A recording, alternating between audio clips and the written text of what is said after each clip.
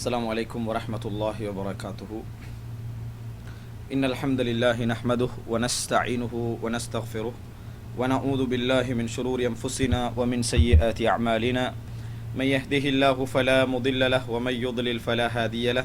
وأشهد أن لا إله إلا الله وحده لا شريك له وأشهد أن محمدا عبده ورسوله. فإن أصدق الحديث كتاب الله وخير الهدي هدي محمد صلى الله عليه وسلم وشر الأمور محدثاتها وكل محدثة بدعة وكل بدعة ضلالة وكل ضلالة في النار وبعد. அன்புள்ள சகோதரர்களே சகோதரிகளே, இன்றைய மார்க்க வகுப்பிலே நாம் நேற்று சொன்னதை போன்று இரண்டாவது தொடர் நபித்தோழர்கள் விடயத்திலே ஏற்பட்டிருக்கக்கூடிய மார்க்க சட்ட பிரச்சனையில் இரண்டாவது பகுதியிலே நாங்கள் இருந்து கொண்டிருக்கிறோம். இதற்கு முன்னர் முதலாக நேற்று நாங்கள் பேசிய விடயத்தின் ஒரு சிறு சுருக்கத்தை நான் இந்த இடத்திலே ஞாபகப்படுத்திக் கொள்கிறேன். அன்புள்ள சகோதரர்களே, அதாவது அகீதாவுடைய விஷயங்கள், மார்க்கத்துடைய கொள்கையுடைய அம்சங்கள், இவைகளுக்கு மத்தியில் நபித்தோழர்களுக்கு மத்தியில் இது போன்ற விஷயங்களின் நபித்தோழர்களுக்கு மத்தியில் எந்த விதமான கருத்து முரண்பாடும் ஏற்பட்டது இல்லை. எந்த விதமான பிரச்சனைகளும் அவர்களுக்கு மத்தியில் ஏற்பட்டதில்லை. கருத்து முரண்பாடு ஏற்பட்டிருக்கக்கூடிய தலைப்புகளை எல்லாம் நீங்கள் பார்த்தீர்கள் என்றால் ஃபுரு உல் அகீதா, அதாவது அகீதாவுடைய சில உபப்பிரிவுகள், அது அவருடைய நம்பிக்கையை பாதிக்காத சில உபப்பிரிவுகள், இறைவனை ரசூலுல்லாஹி ஸல்லல்லாஹு அலைஹி வஸல்லம் கண்டார்களா இல்லையா என்பது போன்ற உபப்பிரிவுகளில் மாத்திரம்தான் அவர்களுக்கு மத்தியில் கருத்து முரண்பாடு ஏற்பட்டிருக்கிறதே ஒழிய அகீதாவுடைய அம்சங்களில் நபித்தோழர்களுக்கு மத்தியில் எந்த விதமான கருத்து முரண்பாடும் இருக்கவில்லை என்பது இந்த இஸ்லாமிய சமுதாயத்தின் யோகித்த ஒரு முடிவு. அப்போ கருத்து முரண்பாடு ஏற்படாத அந்த நபித்தோழர்கள் நிச்சயமாக அகீதாவுடைய விஷயத்தை சரியாக புரிந்து கொண்டார்கள் என்பதில் யாருக்கும் சந்தேகம் இல்லை. எனவே அகீதாவுடைய விடயங்களில் பிற்காலத்தில் ஏற்படக்கூடிய கேள்விகள், சர்ச்சைகள், இவைகளுக்கெல்லாம் ஒரே பதில் என்னவென்றால், நபித்தோழர்கள் காலத்தில் அந்த கருத்து முரண்பாடு ஏற்படாமல் என்ன நிலையில் அவர்கள் இருந்தார்களோ அதையே நாம் ஃபாலோ பண்ணுவது தான் இந்த மார்க்கத்திற்கு பொருத்தமானதும் சிறந்த முடிவுக்கு பொருத்தமானதும் என்பதை நேற்று சுருக்கமாக பார்த்தோம். அதிலும் குறிப்பாக இறைவனுடைய விஷயத்தில் தான் இந்த பிரச்சனை ஆரம்பிக்கிறது. இறைவனுடைய சிஃபத்துக்கள், இறைவனுடைய பண்புகளை பற்றி நாம் எப்படி புரிந்து கொள்வது, இறைவனுடைய பண்புகளை எப்படி அணுகுவது என்கின்ற விடயத்தை நபித்தோழர்களுடைய செய்திகளை ஹதீஸ்களிலே நாங்கள் பார்ப்போம் என்றால் ரசூலுல்லாஹி ஸல்லல்லாஹு அலைஹி வஸல்லம் அவர்கள் அது சம்பந்தமாக வசனங்களை ஓதி காட்டுகின்ற பொழுது, சிஃபத்துக்களை சொல்லுகின்ற பொழுது அதற்கு மாற்று விளக்கம் கேட்டதாகவோ மாற்று விளக்கம் கொடுத்ததாகவோ எந்த செய்தியையும் காண முடியவில்லை.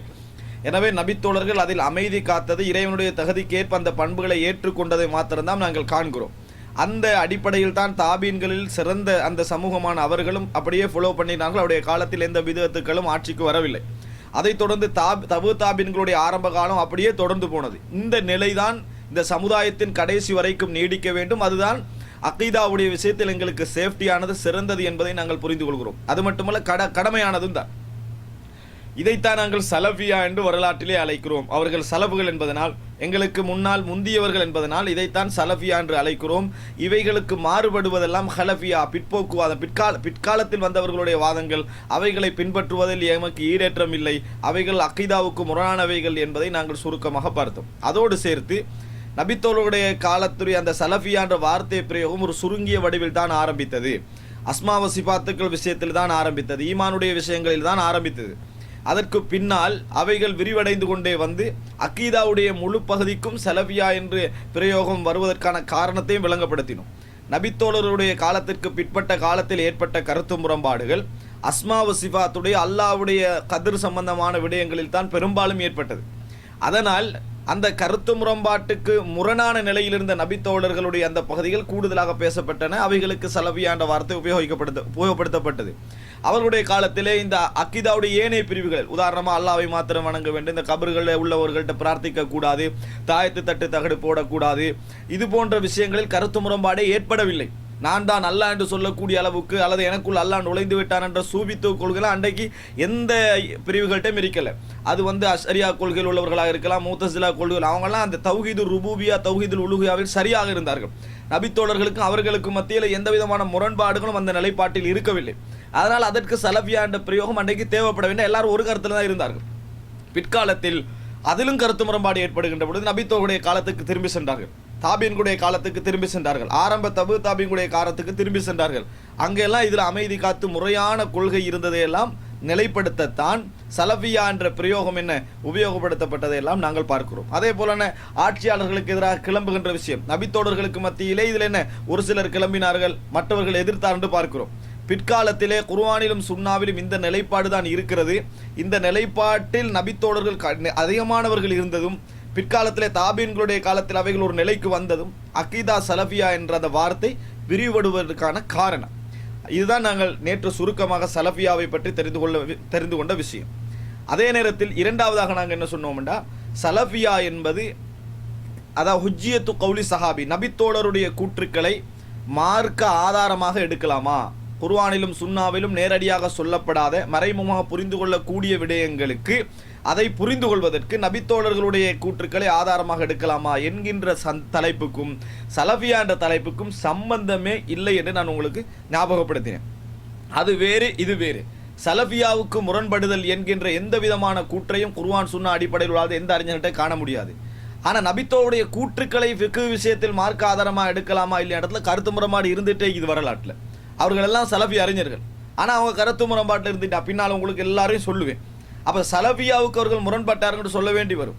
அக்கீதாவுடைய விஷயத்தில் நபித்தோழர்களுடைய நிலைப்பாடு தான் சரியானது, மாற்று விளக்கங்கள் கொடுக்கக்கூடாது என்கின்ற நிலைப்பாடு தான் சலஃபியா என்பது. ஃபிக்குடைய ஒரு மசாலாவில் ஒரு மார்க்க பிரச்சனையில் அல்லது அக்கீதாவுடைய கிளை மார்க்க பிரச்சனைகளில் நாங்கள் ஒரு சட்ட விஷயத்துக்களை ஆய்வு செய்கின்ற பொழுது நபித்தோழருடைய கூற்றுக்கு முன்னுரிமை கொடுப்பதா இல்லையா என்கின்ற பிரச்சனையை பொறுத்த வரைக்கும் அது வேறொரு தலைப்பு. அந்த தலைப்புக்கு இதற்கு அதில் எந்த முடிவெடுத்தாலும் அந்த சலஃபியாவுக்கு என்ன பாதிப்பு இல்லை என்பதை நான் விளங்கப்படுத்துவேன். ஆனால் இன்றைக்கு தமிழ் உலகத்தில் நடந்துட்டு ஒரு ரெண்டையும் மிக்ஸ் பண்ணி ரெண்டையும் சேர்த்து எல்லாத்தையும் சேர்த்து நபித்தோழர்களை பின்பற்றுதல் அப்படின்னு ஆக்கிவிட்டார்கள். இப்படி ஒரு அம்சம் என்ன இஸ்லாமிய வரலாற்றில் இருக்கிறது, புரிதலின்மை, சரியான புரிதலின்மையால் ஏற்படக்கூடிய விஷயம். மறுக்கின்றவர்களாக இருந்தாலும் இதை ஆதரிக்கின்றவர்களாக இருந்தது, ரெண்டு பேர்கிட்ட எனது ஒரு சரியான ஒரு புரிதலின்மை இருப்பதை நாங்கள் பார்க்கிறோம். இது ரெண்டும் வேறு வேறு என்கின்ற சிந்தனையை நாங்கள் நேற்று தெளிவாகவே என்ன செய்தோம், விளங்கப்படுத்தினோம். இதை நீங்கள் அடிப்படையாக முதலில் புரிந்து கொள்ள வேண்டும். அதன் தலைப்புக்கு வருவதற்கு முன்னால் இன்னொரு விடயத்தை நான் சொல்ல வேண்டும். அதாவது இது ஒரு குறிப்பாக சொல்லப்பட வேண்டிய ஒரு விஷயம். அது என்னவென்றால், அடிக்கடி நாங்கள் பார்க்கிறோம் நபித்தோழர்களை பின்பற்றுவது வழிகேடு என்கின்ற ஒரு தலைப்பை நாம் பார்க்கிறோம். உண்மையில் அப்படி சொல்லக்கூடிய சகோதரர்கள் நபித்தோழர்கள் மீது உள்ள வெறுப்பாலோ அவர்களை காரமாக திட்ட வேண்டும் என்கின்ற நோக்கத்திலோ சொல்லுவது கிடையாது. அது முதல் அம்சம். நபித்தோழர்களை மதிப்பவர்கள், நபித்தோழர்களுடைய சிறப்புகளை அவர்கள் புரிந்தவர்கள். ஆனால் அவர்கள் என்ன அதில் அழுத்தம் கொடுக்க விரும்புகிறார்கள் என்றால், குர்ஆனும் சுன்னாவும் மட்டும்தான் மார்க்கம், ஏனைய எதுவுமே மார்க்கம் இல்லை என்பதை அழுத்தம் கொடுப்பதற்காக ஷாஃபி இமாமை பின்பற்றினால், மதுஹபை பின்பற்றினால் எப்படி வழிகேடோ, இன்னொரு தலைவரை தக்லீது பண்ணால் எப்படி வழிகேடோ, நபித்தோழர்களை பின்பற்றுவதும் வழிகேடு என்று சொல்லத்தான் அவர்கள் முனைகிறார்கள். ஆனால் அது அந்த நல்லெண்ணத்தின் முன் ஒரு பாரிய தவறிலே விழுகிறார்கள். அது என்ன, நபித்தோழர்களை பின்பற்றுவதும் வழிகேடு என்கின்ற தலைப்பு இருக்கிறதே, இது ஒரு அசிங்கமான தலைப்பு. ஏன் அசிங்கமான தலைப்பு என்று சொன்னால், அல்லாஹு தஆலா குர்ஆனில் நீங்கள் பார்க்கலாம், நல்லதை பின்பற்றுதல் என்ற அடிப்படையில் தான் எல்லா விஷயங்களையும் யூஸ் பண்ணிக்கிறான்.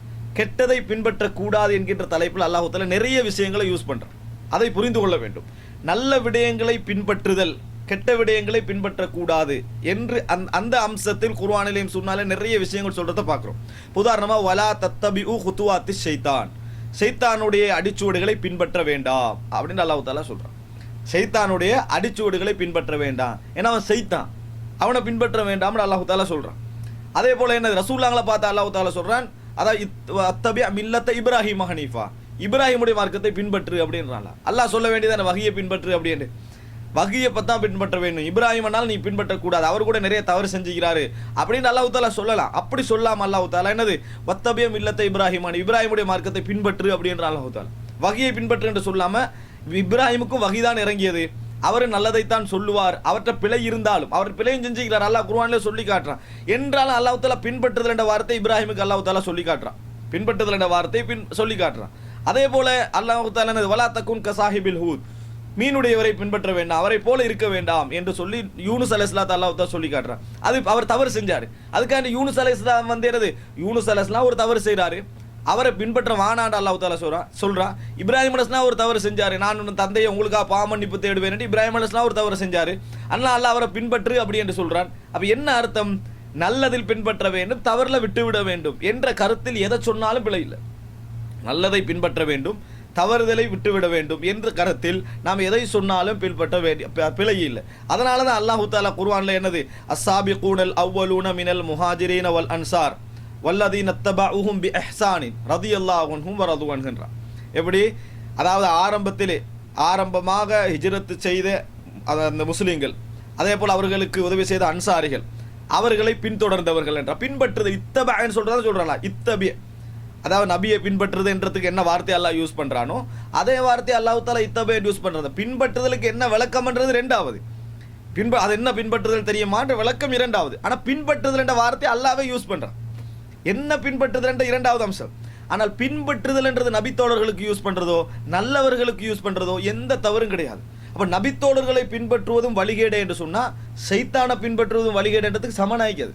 அல்லாஹ் தஆலா வலா தத்தபியு குதுவாத்து ஷைத்தான், ஷைத்தானோட அடிச்சுவடுகளை பின்பற்ற வேண்டாம் அப்படின்னா என்னது, பின்தொடர வேண்டாம்னு அல்லாஹ் தஆலா சொன்ன அர்த்தம் என்ன? அதே போல அல்லதீன ஆமனு வத்தபஅத்துஹும் ذُرِّيَّتُهُم, ஈமான் கொண்டு அந்த ஈமான் கொண்டவர்களை பின்தொடர்கின்ற அவர்களுடைய பரம்பரையும் என்று அல்லாஹ் தஆலா சொல்றான். அப்ப என்னது, வாப்பா நல்லா ஈமான்ல இருந்தாருன்னு சொன்னா நம்ம வாப்பா பின்தொடர்ன்னு அல்லாஹ் தஆலா சொல்லி காட்டுறான். இப்ப பின்தொடர்தல் என்றால் என்ன, அது என்ன விளக்கம், அது எப்படி பின்தொடர வேண்டும் என்ற விளக்கங்கள் கொடுப்பது இரண்டாவது விஷயம். ஆனால் நல்லவர்களுடைய அம்சத்தில் அவர்களை பின்பற்றுவது வழிகேடு என்ற வார்த்தை சொல்வது ஒரு கடினமான ஒரு போக்கு.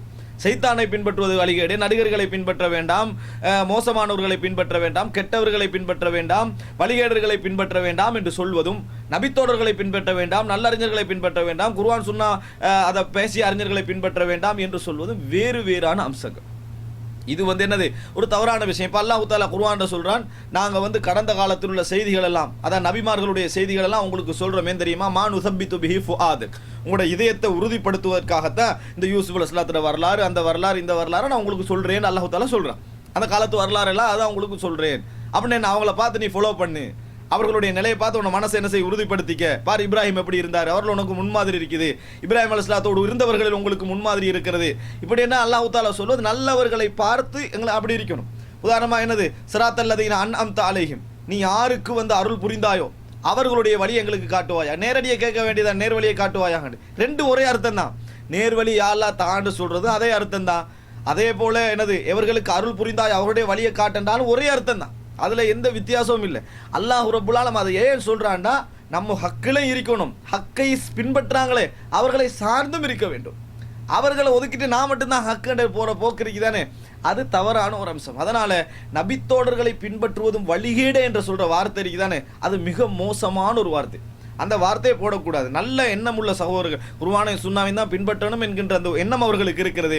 அந்த எண்ணத்தின் விளைவாக இப்படியான வார்த்தைகளுக்கு என்ன செய்யக்கூடாது, போகக்கூடாது. இதை ஒரு ஹவாரிஜிகளுடைய வாடை உள்ள ஒரு இடம். ஏன்னா ஹவாரிஜிகள் இப்படி ஒரு பிரச்சனையை அலி ரலியல்லாஹு அன்ஹு காலத்துல சந்திச்சாங்க. அப்ப இந்த வார்த்தைகளை விட்டுட்டு குர்ஆன் சுன்னா மட்டும்தான் மார்க்கம், நபித்தோழர்களுடைய தவறுகளில் நாம் அவர்களை தொடரக்கூடாது, அப்படி ஏதாவது வேறொரு வார்த்தைகளை போட்டா பரவாயில்ல.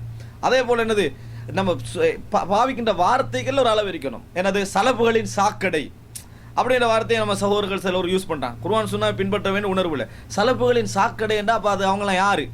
சலப்புகளுடைய சாக்கடை என்ற வார்த்தையை நம்ம ஏன் யூஸ் பண்றோம்? குர்ஆன் சுன்னாவை உறுதியாக நிலைநாட்டுவதற்கு அந்த வார்த்தைகள் யூஸ் பண்ணக்கூடாது. சலப்புகளுடைய சாக்கடை என்ற இவைகள் எல்லாம் நம்ம அதாவது தவறால நம்ம எதிர்க்க போகக்கூடிய ஒரு நிலைமை. இந்த வார்த்தைகள் இஸ்லாமிய அக்கீதாவுக்கு பாதிப்பான விஷயங்கள். நல்ல ஒரு சமுதாயம் அல்லாஹ் தஆலா குர்ஆன்ல சொல்றான், என்னது, முஹம்மதுர் ரசூலுல்லாஹ் வல்லதீன மஅஹு அஷித்தா அலல் குஃபார், முஹம்மது அல்லாஹ்வுடைய தூதர், அவரோடு இருப்பவர்கள் கடுமையானவர்கள். யாரோட? காஃபிர்களோடு கடுமையாக இருப்பார்கள், மூமின்களோடு நெருக்கமாக இருப்பார்கள். அப்ப திருப்பி சொல்லுவாங்க, அதெல்லாம் சரிதான், அவர்கள் சிறந்தவர்கள் தான், அவர்கள் நல்லவர்கள் தான், அவர்கள் தியாகிகள் தான், ஆனால் அவர்களை பின்பற்றுவது வழிகேடு. பின்பற்றுதல் என்றால் என்ன? அதுதான் அங்க முக்கியம். நல்லவர்களை பின்பற்ற வேண்டும். தந்தையை நல்ல விஷயத்துல பின்பற்றுறது, நபித்தோழர்களை நல்ல விஷயத்தை பின்பற்றுறது ஒன்றுதான். நபித்தோழர்களை தான் பின்பற்ற வேண்டும், நபித்தோழர்களை பின்பற்ற வேண்டும், அவர்களை தொடர்ந்து வந்த நல்லவர்களை பின்பற்ற வேண்டும். அதெல்லாம் ஓகே. பின்பற்றுதெல்லாம் என்னன்னு விளங்கப்படுது. இன்றைய தலைப்பு அதுதான். பின்பற்றுதுன்னா என்ன விளங்கப்படுது? நல்லவர்களை ஃபாலோ பண்ணி போங்க, கெட்டவங்களை ஃபாலோ பண்ணாதீங்க. நல்லவர்களை பாருங்க, நபிமார்களை பாருங்க, நல்லவர்களை பாருங்க, நல்ல மார்க்கத்தில் உள்ளவங்க எல்லாரையும் நல்லவங்களை பாருங்க. நல்ல கெட்டவர்களை பார்க்க வேண்டாம், நல்லவர்களை ஃபாலோ பண்ணுங்க, கெட்டவங்களை ஃபாலோ பண்ண வேண்டாம். இதுதான் நம்ம சொல்ல வேண்டிய அட்வைஸ். நபித்தோழர்களையும் பின்பற்றுவது என்ற வழிகள் நாங்கள் என்ன கருத்தில் சொல்லுகிறோம் என்றால், அவங்கள மார்க்கத்திட மூலாதாரமாக்குற கருத்தில் தான் சொல்கிறோம்னா அதுக்கு இதெல்லாம் தலைப்பு, அதுக்கு வேறு தலைப்பு இருக்குது. குர்ஆன் சுன்னா மட்டும்தான் மார்க்கம், உலகத்தில் எந்த அறிஞருடைய கூற்றும் மார்க்கம் ஆகாது, அதான் தலைப்பு. குர்ஆன் சுன்னா மட்டும்தான் இஸ்லாத்தில் உள்ளது. வேறு எவ்வளவு பெரிய அந்தஸ்தை அடைந்தாலும், மூசா அலைஹிஸ்ஸலாமாக இருந்தாலும், உமர் ரலியல்லாஹு அன்ஹு அவர்களுக்கும் என்ன செய்யறாரு, அதாவது தௌராத்தில் உள்ள சில விஷயங்களை வாசிக்கிறார். உமர் ரலியல்லாஹு அன்ஹு ரசூலா என்ன சொல்றாங்க, கோபப்படுறாங்க. லவ்கான மூசா ஹய்யன் மா வஸியஹு இல்லா யத்தபிஅனி, மூசா அலைஹிஸ்ஸலாம் உயிரோடு இருந்தாலும் என்னைத்தான் பின்பற்ற வேண்டும். மூசா அலைஹிஸ்ஸலாம் உயிரோடு இருந்தாலும் என்னைத்தான் பின்பற்ற வேண்டும். மூசா அலைஹிஸ்ஸலாமே உயிரோடு இருந்தால் ரசூலுல்லாஹ்களை தான் பின்பற்றணும்னா உலகத்தில் யாரையும் பின்பற்றதில்லை. குர்ஆன் சுன்னா மட்டும்தான் மார்க்கம். அதை விளங்கப்படுத்துவதற்கு நல்ல நாகரிகமான முறையான தலைப்புகள் இருக்குது. அதை அந்த சகோதரர்கள் செய்ய வேண்டும் என்ற ஒரு உபதேசத்தை நான் என்ன செய்கிறேன், செய்து கொள்கிறேன். அன்புள்ள சகோதரர்களே, இப்பொழுது நாம் நேற்று சொன்னது போன்று இரண்டாவது முக்கியமான தலைப்பு என்ன, மற்ற பகுதி என்னன்னா ஹுஜ்ஜியத்து கௌலி சஹாபி, நபித்தோழர்களுடைய கூற்றை மார்க்க சட்ட பிரச்சனைகளுக்கு முன்னுரிமை கொடுப்பது. எங்களுக்கு ஒரு கருத்து விளங்கினாலும் குர்ஆனை சுன்னாலையும் இருந்து அவர் விளங்கின கருத்துக்கு என்னது, நம்ம முன்னுரிமை கொடுக்கின்ற இந்த மஸ்அலாவை முறையாக இப்பொழுது என்ன செய்யணும், நம்ம ஆய்வு செய்ய போகிறோம். சுருக்கமாக இன்ஷாஅல்லாஹ் சொல்ல போகிறோம். இதில் முதலாவது இந்த மஸ்அலாவை புரிஞ்சுக்கொள்ளணும். இது என்ன மஸ்அலான்னு புரிஞ்சுதான் தீர்ப்பு சொல்லணும். முதல் அம்சம், எங்கட மஸ்அலா இப்போ நாங்கள் பேச போகிற இந்த தலைப்பு இதுவல்ல, 3 விஷயங்கள் சொல்ல போறேன். நான் 3ஐயும் சரியாக புரிஞ்சுக்கொள்ளணும். எதுவல்ல எது என்று, இதுவும் அல்ல இதுவும் அல்ல இது என்று சொல்ல போறேன். முதலாவது என்ன, இந்த இஸ்லாமிய சமூகத்தில் நான் அறிந்த வகையில், தேடிய வகையில், குர்ஆன் எப்படி சட்ட ஆதாரமோ வகியோ, ஹதீஸ் எப்படி வகியோ, அதே போல நபித்தோழருடைய கூற்றும் வகிதான். அல்லது அவர்களும் நபியோடு இருந்த நெருக்கத்தின் காரணமாக அவர்களுக்கு ஞானம் பிறக்கும், அவர்களும் சட்டங்களை உருவாக்கலாம், அவர்களை நம்ம ஃபாலோ பண்ணலாம். குர்ஆனில் பார்க்குறது, ஹதீஸில் பார்க்குறது, அதே போல் நபித்தோழர்களையும் பார்க்கலாம். குர்ஆனில் ஒரு சட்டம் இருக்கிறது எப்படி எடுக்கிறோமோ, ஹதீஸில் எப்படி ஒரு சட்டம் இருக்கிறது எடுக்கிறோமோ, அதே போல் நபித்தோழர்களும் சட்டங்கள் உருவாக்கலாம். அவர் நினைச்ச மாதிரி ஒன்று சொல்லலாம். அவர் ஞானத்தில் உச்சகட்டத்தில் இருக்கிறாரு, மாரிஃபத்தில் உச்சகட்டத்தில் இருக்கிறாரு. அப்போ அதனால் அவரையும் என்ன செய்யலாம், பின்பற்றலாம். அபூபக்கர் ரலியல்லாஹு அன்ஹு அவர்கள் தங்களை இஷ்டத்துக்கு ஒரு கருத்தை என்ன செய்யலாம், சொல்லலாம். அதை நாங்கள் என்ன செய்யலாம், ஃபாலோ பண்ணலாம். அதில் எந்த பிரச்சனையும் இல்லை. குர்ஆன் சுன்னா சஹாபாக்கள், குர்ஆனையும் சுன்னா சஹாபாக்களை நாங்கள் என்ன செய்யலாம், பின்பற்றலாம்.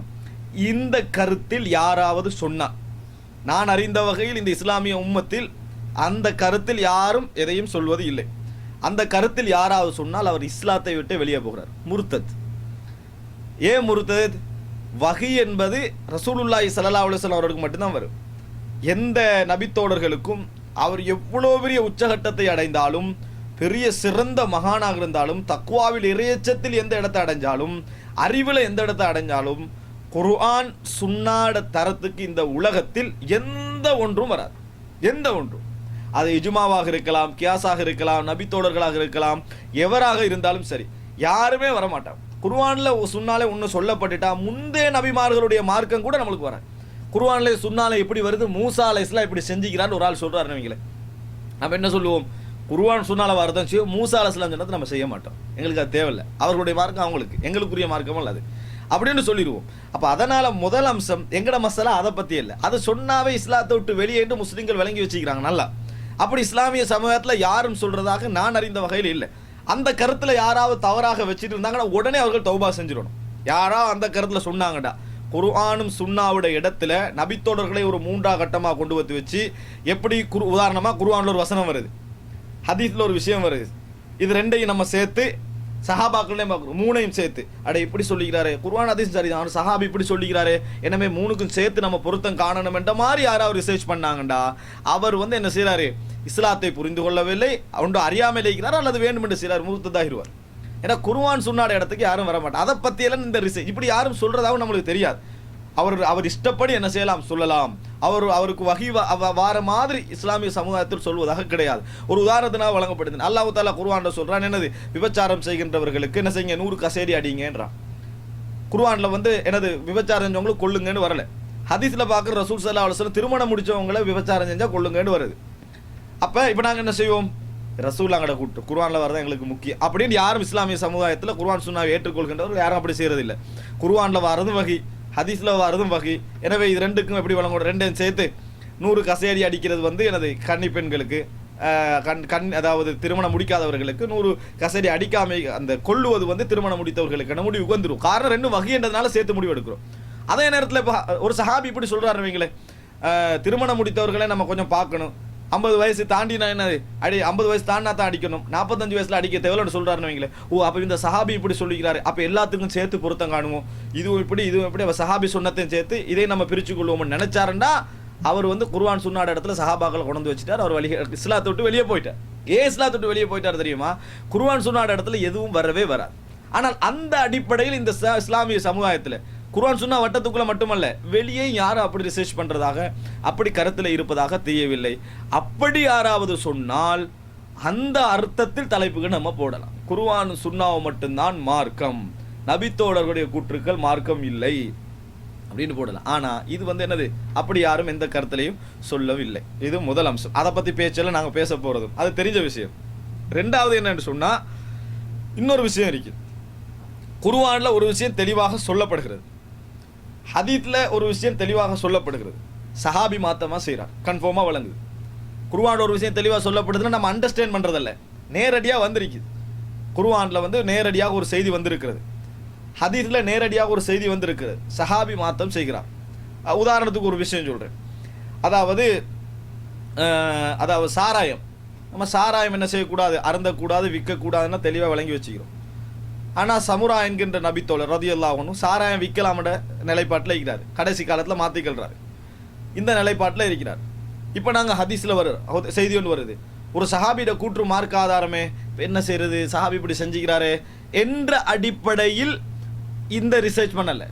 எங்களுக்கு தெளிவான ஒரு விஷயம், குர்ஆனிலும் ஹதீஸ்லையும் ஒன்று நிரூபணமாகி விட்டால் உலகத்தில் எவர் செஞ்சாலும் சரி, அது அபூபக்கர் ரலியல்லாஹு அன்ஹு அவர்கள், சிறந்த நபித்தோழரான அபூபக்கர் ரலியல்லாஹு குலஃபா ராஷிதீன்கள் யார் சேர்ந்து செஞ்சாலும் சரி, குர்ஆன்ல ஒன்று தெளிவாக சொல்லப்பட்டு விட்டால், ஹதீஸ்ல ஒன்று தெளிவாக சொல்லப்பட்டு விட்டால், எவருடைய கருத்துக்கு நம்ம திரும்பி பார்க்கக்கூடாது. அதை பற்றியெல்லாம் இங்கே ரிசர்ச் பண்ண போகிறது. அதுக்கு மாத்தமான கருத்தில் நான் விளங்கிய தெரிந்த வகையில் யாரும் இல்லை.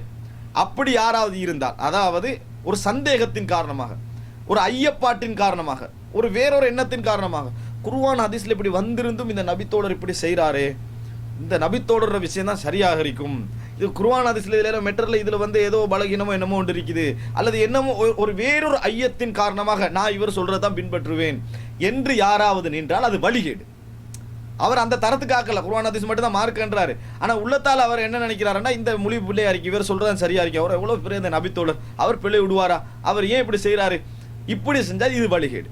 குர்ஆனில் ஒரு விஷயம் சொல்லப்பட்டு ஹதீஸ்ல ஒரு விஷயம் தெளிவாக நேரடியாக சொல்லப்பட்டாச்சு, அதில் விளங்குறதுக்கு ஆய்வு செய்யறதுக்கெல்லாம் ஒன்றும் இல்லை, நேரடியாக சொல்லப்பட்டாச்சு. சொல்லப்பட்ட பின்னால இவர் சொல்லுகிறார், அபூபக்கர்லாம் சொல்லுகிறார், உமர் ரலியல்லாஹு சொல்லுகிறார்கள், அபூ ஹுரைரா ரலியல்லாஹு சொல்லுகிறார்கள் என்பதற்காக வேண்டி யாராவது ஒன்று செஞ்சார் என்று சொன்னால் அது வந்து என்னது, அது வழிகேடு என்பதில் சந்தேகம் இல்லை. இதுதான் இன்றைக்கு என்னது, மதுஹபியத்துல எல்லாம் உருவாகி இருக்குது. குர்ஆன்லையும் சுன்னாலையும் இப்படி வந்திருக்குது, நேரடியாக சொல்றோம், இமாம் ஷாஃபி சொல்கிறார் அப்படின்றாங்க.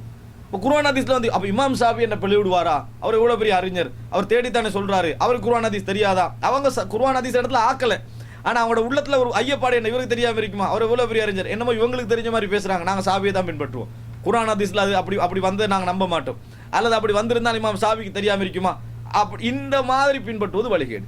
இது வழிகேடு. அதனால தான் மதுஹபுகளெல்லாம் நம்ம இஸ்லாத்தை விட்டு வெளியே என்று சொல்றல, வழிகேடு என்று சொல்கிறோம். வழிகேடு என்று சொல்றதுக்கான அவங்க அந்த மன்சிலத்துக்கு ஆக்கல, ஆனா ஐயப்பாடுகள் உள்ளத்துக்குள்ள வச்சுக்கண்டு இவர கூற்றையே முற்படுத்துறாங்க. குர்ஆன் சுன்னாவுக்கு மேலாக நிரூபிக்கப்பட்ட எத்தனையோ செய்திகள் எல்லாம் என்ன செய்யறாங்க, குர்ஆன் சுன்னால் அப்படி வந்திருந்தால் இவர் இப்படி சொல்றாரு, அவர் போய் சொல்லுவாரா, பிழை சொல்லுவாரா என்று இது திட்ட தெளிவான வழிகேடு. உதாரணத்துக்கு நான் வழங்கப்படுது, தக்பீரை வந்து இப்படி கட்டுறதா, இப்படி கட்டுறதா, இப்படி கட்டுறதா, கையுறதான்னு ஒரு கருத்து முரண்பாடிக்கணும் வைங்களேன். இது ஃபிக்ஹ் ரீதியான கருத்து முரண்பாடு தான், இது அக்கீதா பிரச்சனை இல்லை. ஒரு ஆய்வு செஞ்சு குர்ஆன் சுன்னால இப்படி தான் இருக்குது அப்படின்னு ஒரு ஆள் முடிவு எடுக்கிறாரு, அவருக்கு அப்படித்தான் விளங்குதுன்னு சொன்னால் அவருக்கு நிச்சயமா ஒரு இஜ்திஹாத் செஞ்சதுக்கு அவருக்கு ஒரு கூலி இருக்குது. பிழையாக இருந்த ஒரு கூலி, சரியா இருந்தால் 2 கூலி. இல்லை இதுதான் சரி என்று ஒரு ஆள் முடிவு எடுக்கிறாரு, அவர் குர்ஆன் சுன்னா அடிப்படையில் ஆய்வு செஞ்சு அவருக்கு சரி என்று விளங்கினா அது பிழையாக இருந்தாலும் ஒரு கூலி, குர்ஆன் சுன்னா அடிப்படையில் அவர் ரிசர்ச் பண்றது. ஆனால் நாங்கள் சொல்கிறோம் இப்படி தான் கட்டணும், இதான் புகாரியில் வார செய்தி அப்படின்னு நம்ம காட்டுறோம். அவர் என்ன செய்கிறாருண்டா, இமாம் ஷாஃபி இப்படி தான் கட்டிக்கிறாரு, அதான் சரி அப்படின்னு சொன்னால் வழிகேடுன்றோம். ஏன் அது வழிகேடு என்று சொல்றேன்னா, இப்படி கட்டுறது இப்படி கட்டுறது எந்த ரிசர்ச் பண்றதாக இருந்தாலும், எந்த ஆய்வு செய்யறதாக இருந்தாலும் குர்ஆன் சுன்னால் இது ஆய்வு செய்யணும். அதை கொண்டு போய் இந்த குர்ஆன் சுன்னால் அப்படித்தான் இருக்குது, அல்லது இமாம் ஷாஃபி இப்படி செஞ்சுக்கிறாரு என்கின்ற ஒரு மூலாதார மாதிரி கொண்டு வந்துட்டாருண்டா, அப்ப நம்ம என்ன செய்ய மாட்டோம், அது வழிகேடுன்றோம். அதை கையை வச்சல்ல, அவரோட சிந்தனையை வச்சு, கை பிரச்சனை இல்லை, ஒரு அத்தையாத்துல விரல் அசைக்கணும் என்றாரு, ஒரு ஆள் வரலா சேர்க்க கூடாதுன்றார். ரெண்டு பேரும் குர்ஆன் சுன்னா அடிப்படையில் அல்லாஹ் ரசூலும் சொல்லிக்கிறாங்களா இல்லையான்ற அடிப்படையில் ரிசர்ச் பண்ணுறாங்க. நியாயமாக தேடி படித்து இப்படி தான் இருக்கிறது லைஃபான செய்தியப்பா, நான் சரியாக தான் பின்பற்றுவோம், இல்லை அது சகியான செய்தி அதனால நாங்கள் பின்பற்றுவோம், இது கருத்து முறைமாட்டு இருக்குது. இதில் பிழை உள்ளவங்களுக்கு என்ன செய்யும், அல்லாஹ்வுத்தாலா ஒரு கூலி கொடுப்பான், சரி உள்ளவங்களுக்கு 2 கூலி கொடுப்பான். ஆனால் ஒரு ஆள் சொல்கிற அத்தையாத்தில் வரலாம் சேர்க்கிற இருக்குதான், ஷாஃபி இமாம் செய்யலை அதனால நான் செய்யாமிக்கிறேன்னா வழிகேடு. பேசிக் தான் பிரச்சனை. அப்போ இரண்டாவது கட்டம் என்ன தெரியுமா, குர்ஆனிலே சுன்னாலே ஒன்று சொல்லப்பட்டு விட்டால் அதுக்கு பின்னால யாராவது இது அவர் சொல்லிக்கிறாரா இவர் சொல்லிக்கிறாரா நபித்தோழர்கள் சொல்லிக்கிறாரா நம்மளை பின்பற்ற அந்த அறிஞர் சொல்லிக்கிறாரா நம்முடைய இயக்க தலைவர் சொல்லிக்கிறாரா எங்களோட ஜமாத்தில் இருக்கிறா இது ஜமாத்து கருத்தாண்டெல்லாம் யாராவது தேடினாங்கன்னா வள்ளிகேடே தான். அதில் எந்த விதமான சந்தேகமும் இல்லை. அல்லது ஒரு கருத்து குர்ஆனை சுன்னால விளக்கிட்டு மசூரா போட்டு தான் முடிவெடுப்போம், நாங்களாம் கூடித்தான் முடிவெடுப்போம், குர்ஆன் சுன்னால வந்தாலும் சரி கூடி முடிவெடுத்த பிறகு நாங்கள் ஒரு பெரிய முடிவுக்கு வந்த பிறகு நாங்கள் அதை மாற்றம் செய்ய மாட்டோம், இதெல்லாம் வந்துடுது. இந்த மாதிரி என்னது இஜ்திஹாதுல் ஜமாய் கூட்டமாக வந்து ஜமாத்து இஜ்திஹாத் பண்ணுறது, அவங்க எல்லாம் சேர்ந்து ஒரு முடிவு எடுக்கிறது, அந்த முடிவு தான் முடிவுன்றது இஸ்லாமிய கிலாபத்து காலத்திலே இல்லை, இஸ்லாமிய ஆட்சி காலத்தில் கூட இல்லை. குர்ஆன் சுன்னான்னு விளங்கிட்டு அப்புறம் கூட்ட முடிவெல்லாம் இல்லை, அதான் சரி கருத்து. நாளைக்கு 5 பேரோட பேசுவோம் 6 பேரோட பேசுவோம் அது வேறு. குர்ஆன் சுன்னால ஒன்று தெளிவாக சொல்லப்பட்டு விட்டால் அதுக்கு பிறகு அதுக்கு மசூராவோ கூடி வைக்கிறது இஸ்லாமிய ஜமாத்து கால கிலாபத்து காலத்தில் இல்லாத ஒரு விஷயம். அதை பற்றி கூட நம்ம இந்த இடத்துல என்ன செய்யலை, ரிசர்ச் பண்ணவில்லை. அதெல்லாம் தலைப்பு, அதில் யாரும் கருத்து முரண்பாடு இல்லை. இஸ்லாமிய சமுதாயத்தில் குர்ஆன் சுன்னா வழிவந்த எந்த அறிஞர்களும் குர்ஆன் சுன்னாவில் ஒன்று நிரூபிக்கப்பட்டு விட்டால் அதுக்கு மாற்று கருத்து கொள்வதோ, ஒரு ஆள் சொல்லவில்லை அதனால் நான் செய்ய மாட்டேன் என்று சொல்வதோ யாரும் சொல்லவில்லை. தான் சலஃபிய கருத்து. சலஃபிய அறிஞர்களின் கொள்கை என்னன்னா இதுதான்.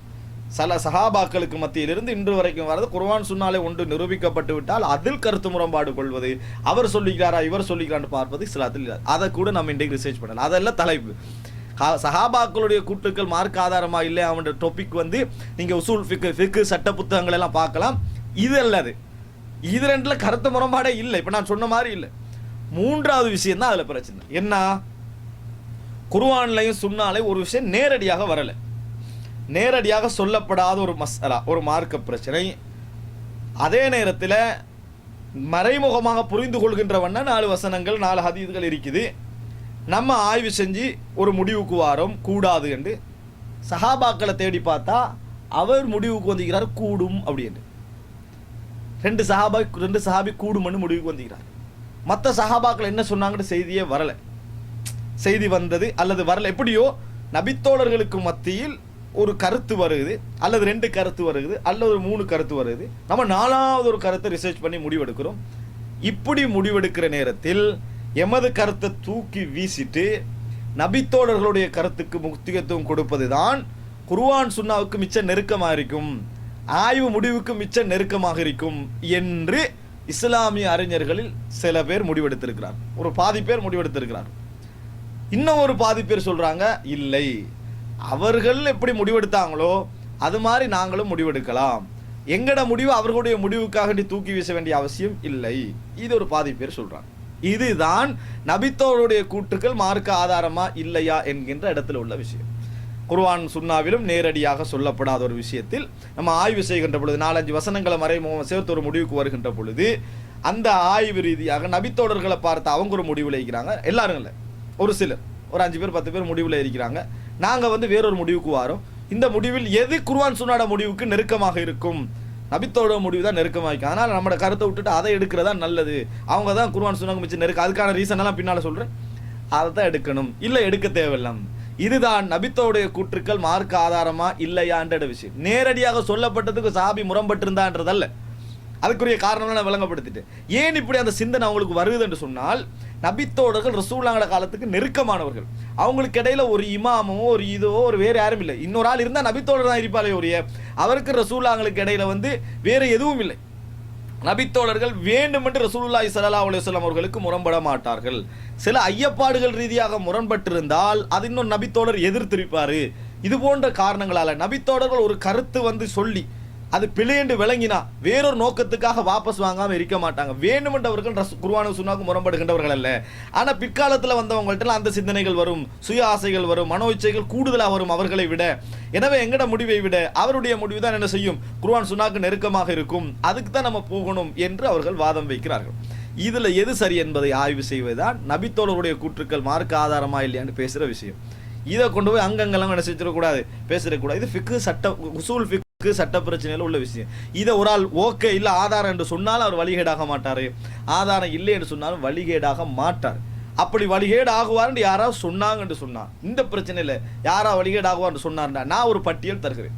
ஒரு 100 பேர் இஸ்லாமிய சமுதாயத்தின் குர்ஆன் சுன்னாவை பின்பற்ற வேண்டும் என்று போராடிய அறிஞர்களில் இமாம் அபு ஹனிஃபா தொடக்கம், மாலிக் இப்னு அனஸ் தொடக்கம், இமாம் ஷாஃபி தொடக்கம், அஹமது பின் ஹம்பல் தொடக்கம், எல்லாரும் அப்படி கடைசி வரைக்கும் ஒரு பட்டியலை தர அவங்கெல்லாம் என்ன செஞ்சாங்க, நபித்தோடைய கூட்டுக்கள் மார்க்க ஆதாரம் அப்படின்னு சொன்னார்கள். மாட்டு கருத்துக்கள் இருக்கு, நான் பின்னால் சொல்லுவேன், ஆதாரம் என்று சொன்னார்கள். ஆதாரம் என்று சொன்னால் ஒரு பட்டியல் அப்படியே தருவேன். எல்லாரும் வழிகேடர்கள் தைரியமாக சொல்லணும். குர்ஆன் அவர்களுக்கு தெரியாமல் இருக்கலாம், அல்லாஹ் அவர்களை அல்லாஹ் மன்னிப்பானா இல்லையாண்டல கேள்வி அல்லாஹ் மன்னிப்பா மன்னிக்காமல் இப்போ அது வேறு விஷயம். அவர்கள் வழிகேடர்கள் தைரியமாக சொல்லணும். இந்த உலகத்தில் நம்மளுக்கு வழங்கினதை சொல்லிடணும். சொல்ல ரெடியா நம்ம முடிவு எடுத்துருவோம். இது என்ன, இவர்கள் என்ன கூட்டம், இவர்கள் யார் கூட்டம் என்று விளங்கிடுவோம். இஸ்லாமிய சமுதாயத்தை வழிகேடு என்று சொல்ற எந்த சமுதாயத்தை நம்ம என்ன செய்ய போறோம், முழுசா ஏற்றுக்கொள்ள போறோம், அவர்களை வழிகேடுன்றுவோம். இதான் சுருக்கமான முடிவு. அன்புள்ள சகோதரர்களே, இதுதான் நம்ம பேச வேண்டிய இடம். இதுல இருந்து நம்ம பார்ப்போம் குர்ஆன் சுன்னா, இதுதான் அதாவது ஃபிக்ஹுடைய சட்டத்தை எடுத்துக்கிறதுக்கு எது குர்ஆன் சுன்னாவுக்கு நெருக்கமாக இருக்கும் என்பதற்கான பல வழிமுறைகளை நபித்தோழர்கள் இந்த இமாம்கள் எல்லாரும் கையாண்டார்கள் குர்ஆன் சுன்னாவுக்கு நெருக்கமாக போறதுக்கு. அதுல ஒன்றுதான் நபித்தோடைய கூற்றுக்களை என்ன செய்வோம், நம்ம ஆதாரமாக பார்த்து இதான் குர்ஆன் சுன்னாவுக்கு நெருக்கமாக இருக்கும். இந்த பிரச்சனையில இதான் குர்ஆன் சுன்னாவுக்கு நெருக்கமாக இருக்கும். அப்படி தேடி பார்த்தீங்கன்னா ஒரு எத்தனை மசாலா வரும் தெரியுமா, ஒரு 50 ஒரு 60 மசாலாக்கள் வரும். எல்லாம் தஃப்சீர் விஷயங்கள் எல்லாம் சேர்த்தாலும் ஒரு 50-60 மசாலாக்கள் தான் என்ன செய்யும் வரும். பெரிய ஒரு 1000 2000 3000 அப்படி வராது. ஒரு 50-60 மசாலாக்கள் தான் வரும் நபித்தோடைய கூற்றுக்களை ஆதாரமாக எடுக்கக்கூடிய விஷயங்கள். மற்றபடியெல்லாம் இந்த நபி பேர் சொன்னார், அவர் அந்த கருத்துல இருந்தார், இந்த கருத்துல இருந்தார் சொல்றதெல்லாம் 2 கருத்தும் இருக்கும், கருத்து முரண்பாடு இருக்கும். சும்மா நபித்தோடைய கூற்றுக்களை சொல்லி காட்ட வேண்டும் என்பதற்காக சொல்லப்படுகின்ற ஏராளமான ஃபிக்ஹ் நூல்கள் இருக்குது. ஆனால் நபித்தோடைய கூற்றுக்கள் என்று எடுத்து பேசக்கூடிய விஷயங்கள் 1-2 தான் இருக்கு. அன்புள்ள சகோதரர்கள், இதை புரிந்து கொள்ள வேண்டிய ஒரு முக்கியமான ஒரு அம்சம். இதை புரிந்து கொள்ளாமல் என்ன செய்ய முடியாது, நம்ம இந்த மசாலாவுக்குள் போக முடியாது. இப்போ இது 2வது கட்டத்துக்கு வருவோம். 2வது கட்டம் என்ன, இப்போ நான் சொன்னனே கருத்து முரண்பாடுகள் குர்ஆன் சுன்னாவில் ஒரு விஷயம் நிலை பெற்று விட்டால் இந்த இஸ்லாமிய உம்மத்தில் குர்ஆன் சுன்னாவை பேசக்கூடிய யாரும் அதற்கு முரண்படுவதற்கு ரெடி இல்லை என்று சொன்னேன். அதை தெரிந்து கொள்வதற்கு ஒரு சில உதாரணங்களை சொல்கிறேன். அதற்கு முன்னால் இன்னொரு குறிப்பு, இந்த இஜ்மா என்ற ஒரு விஷயத்தையும் இஹ்திலாஃப் என்ற விஷயத்தை நம்ம கொஞ்சம் தெரிஞ்சுக்கணும். இல்லைன்னா இந்த விஷயங்களை விளங்குவது கஷ்டம். என்ன இஜ்மா என்ற விஷயம்? இஜ்மா என்றது இந்த சமுதாயத்துடைய ஏகோபித்த முடிவு. இஸ்லாமிய அறிஞர்களுடைய குர்ஆன் சுன்னாவை பின்பற்றக்கூடிய அறிஞர்களுடைய ஒரு காலப்பகுதியில் வாழ்ந்த அறிஞர்களுடைய ஏகோபித்த முடிவு வந்து வரைவிலக்கணம் சொல்றது பார்க்கணும். வரைவிலக்கணம் நிறைய கருத்து முரண்பாடுகள்லாம் வரைவிலக்கணத்திலே இருக்குது. ஆனால் நம்ம அதிலிருந்தெல்லாம் ஒரு சுருக்கமான ஒரு முடிவு எடுக்கலாம். பகுத்தறிவையோட யோசித்து, சிந்தனையோடு யோசித்து, ஆய்வுகளோடையும் அறிஞர்களுடைய கூட்டுகளோட சேர்த்து ஒரு முடிவுக்கு வரலாம். என்ன தெரியுமா, இஜ்மா என்றால் குர்ஆன் சுன்னாவில் சொல்லப்பட்ட விஷயங்களில் எதிரெல்லாம் நபித்தோழர்கள் காலத்திலும் அதுக்கு பின்பற்ற காலத்திலும் கருத்து முரண்பாடுகள் ஏற்படவில்லையோ, ஆரம்ப காலத்தில் எதில் கருத்து முரண்பாடு ஏற்படவில்லையோ அவைகளெல்லாம் இஜ்மாவான விஷயங்கள், கருத்து முரண்பாடு இல்லாத விஷயங்கள். குர்ஆன் சுன்னாவில் உள்ள விஷயம்தான், ஆனால் வித்தியாசம் கருத்து முரண்பாடு அதில் வரலை. சில மார்க்க பிரச்சனையெல்லாம் சேர்த்து எடுத்து, உதாரணம் இஸ்லாமிய சட்டங்கள் 1000 இருக்குன்னு வைங்களேன், இந்த 1000ல் இந்த 200லையும் கருத்து முரண்பாடு வரவில்லை. சஹாபாக்களுக்கு மத்தியிலையும் கருத்து முரண்பாடு வரலை, தாபிங்களுக்கு மத்தியிலையும் கருத்து முரண்பாடு வரல, எல்லாரும் அப் டு டேட்டா அதை செஞ்சுட்டீங்கிறாங்கன்னா அது இஜ்மா. அது இஜ்மான்னு அர்த்தம். இந்த இஜ்மால திட்ட தெளிவாக விளங்குற விஷயங்களும் இருக்குது, நுட்பமாக தேடி பிடிக்க வேண்டிய சில விஷயங்களும் இருக்கு. நான் உதாரணமும் சொல்றேன். இதுதான் இஜ்மான்றது, கருத்து முரண்பாடே வரா. உதாரணமாக ரசூலுல்லாஹி ஸல்லல்லாஹு அலைஹி வஸல்லம் அவர்களுக்கு பின்னால் நபி வர மாட்டார்கள். அப்போ ஒரு ஆள் நினைக்கலாம், இதுதான் குர்ஆன்ல இருக்குது, ஹதீஸ்லயும் தெளிவாக இருக்குது, திருப்பி என்னத்துக்கு இஜ்மா இல்லை. இன்னொரு விஷயம் இருக்குது, கருத்து முரண்பாடு வாரதும் வராமைக்கிறது. ரசூலுல்லாஹ்களுக்கு பின்னால எந்த நபியும் வரமாட்டார்கள் என்பது இஸ்லாமிய சமுதாயத்தின் ஏகோபித்த முடிவாக இருப்பதனால தான் கருத்து முரண்பாடு வருகின்ற பொழுது அவரை காவிரண்டு வெளியே போட்டுருவோம். விளங்கிட்டானே? ஏன் அப்படி நம்ம வெளியே போட்டுறோம்? இஸ்லாமிய சமுதாயத்தில் இது அதாவது ஒரு கடைபிடித்து வரக்கூடிய ஒரு அப்டுடேட்டான ஒரு விஷயம். 5 நேரம் தொழுகிறது, ஒரு நாளைக்கு 5 நேரம் தொழுவது கடமை. யாராவது 3வது சொன்னாங்கன்னா இஸ்லாத்துட்டு வெளியே போயிடுவோம். குர்ஆனும் சுன்னாவும் தான் மார்க்கம், சுன்னா மார்க்கம் இல்லை என்று சொன்னாங்கன்னா கருத்து முரண்பாடு அவர் வந்துட்டாரு. இஜ்மால கருத்து முரண்பாடு வந்துட்டாரு. எது?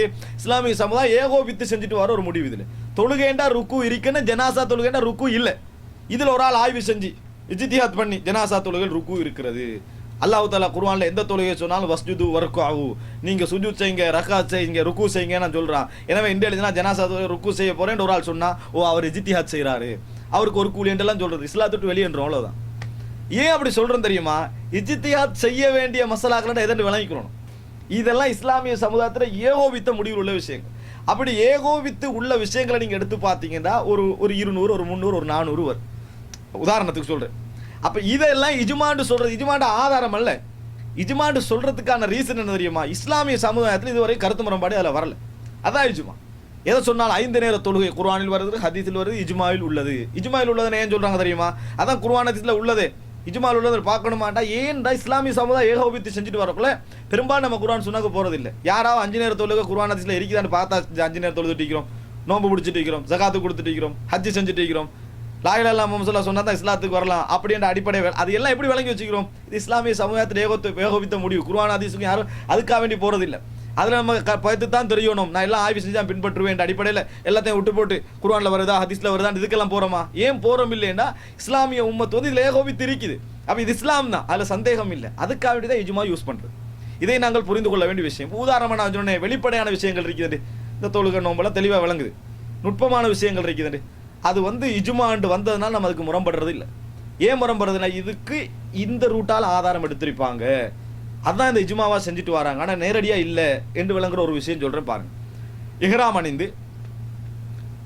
அணிஞ்சு நியத்து வச்சுட்டு பண்ணுவீங்களே, முடி களையக்கூடாது.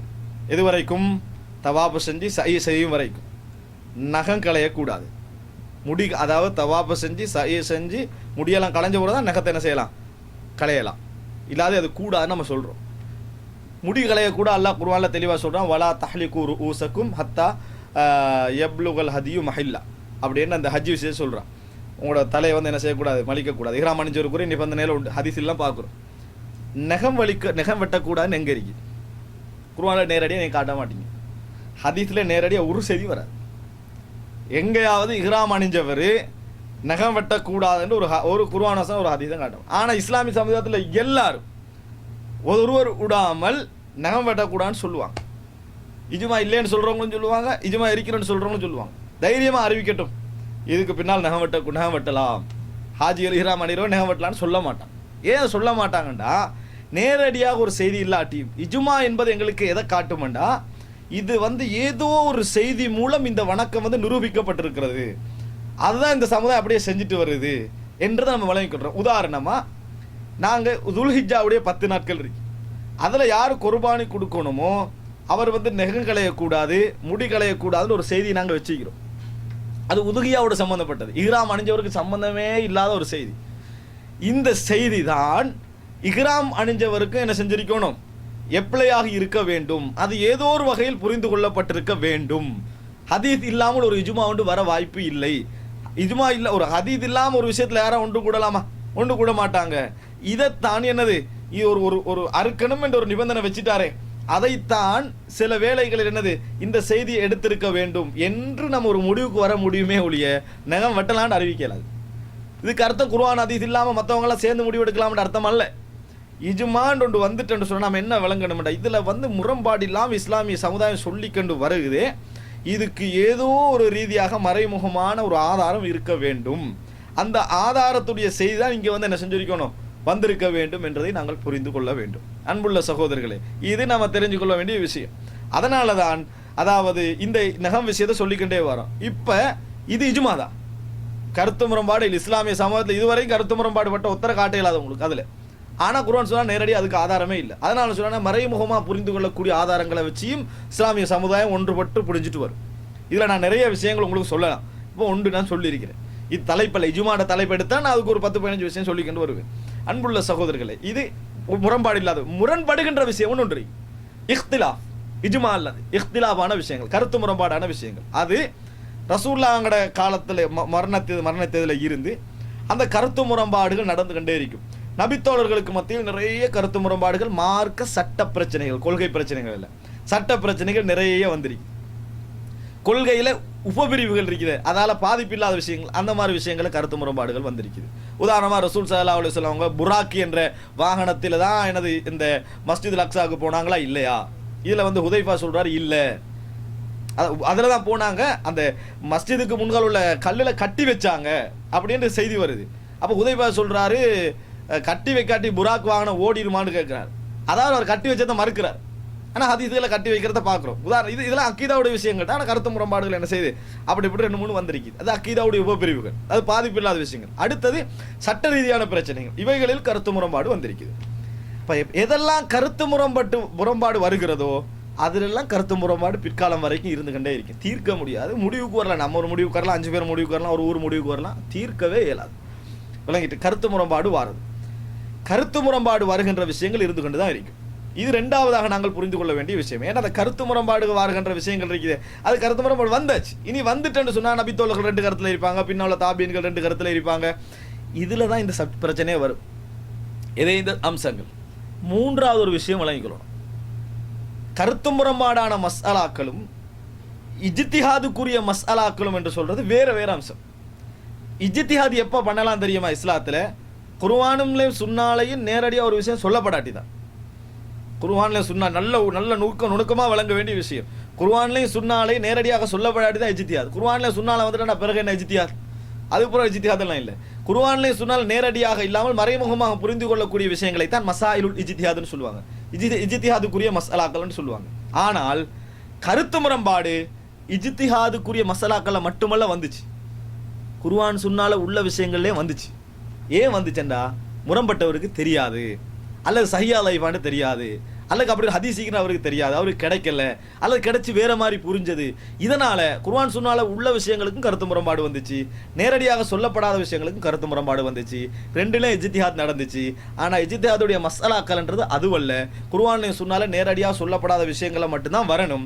ஆனால் நேரடியாக சொல்லப்பட்ட விஷயங்களை கருத்து முரண்பாடு வந்ததற்கான காரணம் அப்படி இஜ்திஹாத் செஞ்சவருக்கு அந்த செய்தி கிடைச்சது அல்லது கிடைச்சி பலகீனம் பண்ணி நினைச்சது, வேற மாதிரி விளங்கினது, இவைகள் காரணம். இதெல்லாம் ஒரு பகுதியாக சேர்த்துக்கணும். கருத்து முரண்பாடு உள்ள மஸ்அலாக்கள், கருத்து முரண்பாடே இல்லாத மஸ்அலாக்கள், இஜ்மாவுடைய விஷயம், இஜ்மா இல்லாத விஷயம், இதை விளங்குங்க. கருத்து முரண்பாடு உள்ள மஸ்அலாக்கள்ல தான் நம்ம என்ன செய்வோம்? ஒரு சஹாபிய விஷயத்தை என்ன செய்வோம்? எடுப்போம்.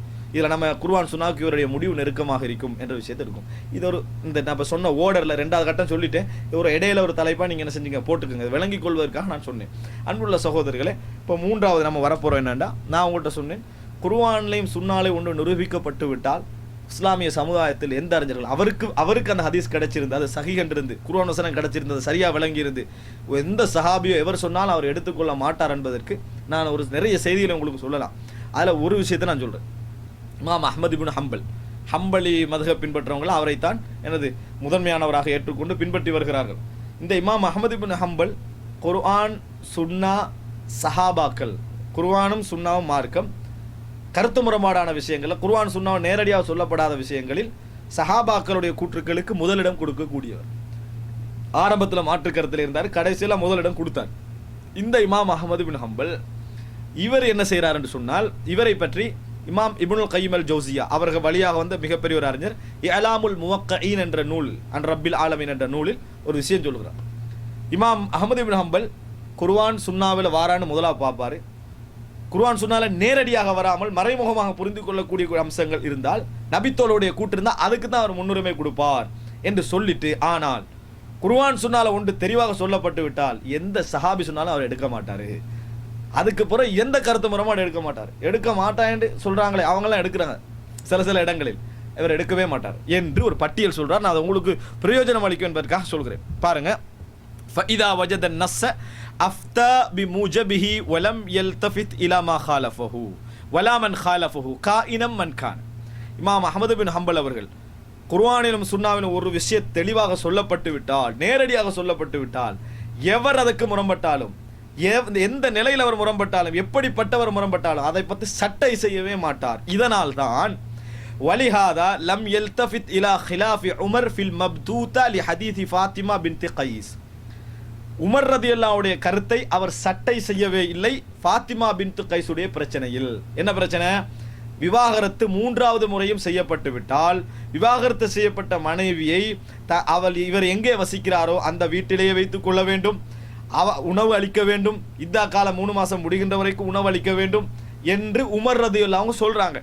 இப்போ ஃபாத்திமா பின்த் கைஸ் வந்து சொல்றாரு, இல்ல அவர் நபித்தோழி ரசூல் ஸல்லல்லாஹு அலைஹி வஸல்லம் அவர்கள் எனது 3வது தலாக்கின் பொழுது எனக்கு இது இல்லைன்ட்டாங்க, 3வது விவாகரத்துக்கு வீடு கொடுக்க வேண்டிய அவசியம் இல்லை, உணவு கொடுக்க வேண்டிய அவசியம் இல்லை, செலவு இல்லைன்ட்டாங்க, ரசூலா என்னோட அப்படி நடந்தார்கள். உமர்ல என்ன சொல்றாங்க தெரியுமா? நாங்கள் அல்லாஹ்வுடைய குர்ஆனை ஒரு பொம்பளையுடைய வார்த்தைக்காக விட்டு விட மாட்டோம், ஃபாத்திமா பின்த் கைஸ சொல்றாங்க ஒரு பெண்ணுடைய வார்த்தைக்காக விட்டு விட மாட்டோம் என்று உமர் ரலியல்லாஹு அன்ஹு சொல்றாங்க. அஹ்மது பின் ஹம்பல் சொல்றாரு ஃபாத்திமா பின்த் கைஸ் நபி அவர்கள் தனக்கு சொன்ன ஒரு ஓடரை சொல்கிறார்கள். இதை உமர் எடுக்காததுக்காக வேண்டி நம்ம எடுக்காம வைக்க போறதில்லை. உமர் எடுக்காம இருக்கட்டும், நாங்கள் எடுப்போம். அது ஹதீஸ். உமர் ரலியல்லாஹு எடுக்காத விட்டால் நாங்கள் எடுப்போம். ஆனா உமர் எல்லாம் எடுக்கலன்னு கொஞ்சம் பேர் எடுக்காம வைக்கிறான். ஆனா அஹ்மது பின் ஹம்பல் சொன்னார் என்னது, நாம எடுப்போம். அது ஹதீஸ்னா உமர் எல்லாம் எடுக்காட்டி எங்களுக்கு என்ன, நாங்க எடுப்போம். ஃபாத்திமா பின்த் கைஸ் யாரு, இன்ஷா அல்லாஹ் அது சம்பந்தமா ஒரு தனி தலைப்பு நாங்க பேச வைக்கிறோம். இந்த பிரச்சனை சம்பந்தமாக ஃபாத்திமா பின்த் கைஸ் ஒரு நபித்தோழி. அவதான் தஜ்ஜாலுடைய விஷயத்தை அப்படியே பெருசா அறிவிக்கிறான். தமீமத்தாரி சொன்னார் வார செய்திக்குதே, அந்த ஒரு தீவுக்கு போனது அந்த பெரிய செய்தி அறிவிக்கிற ஃபாத்திமா பின்த் கைஸ் தான்.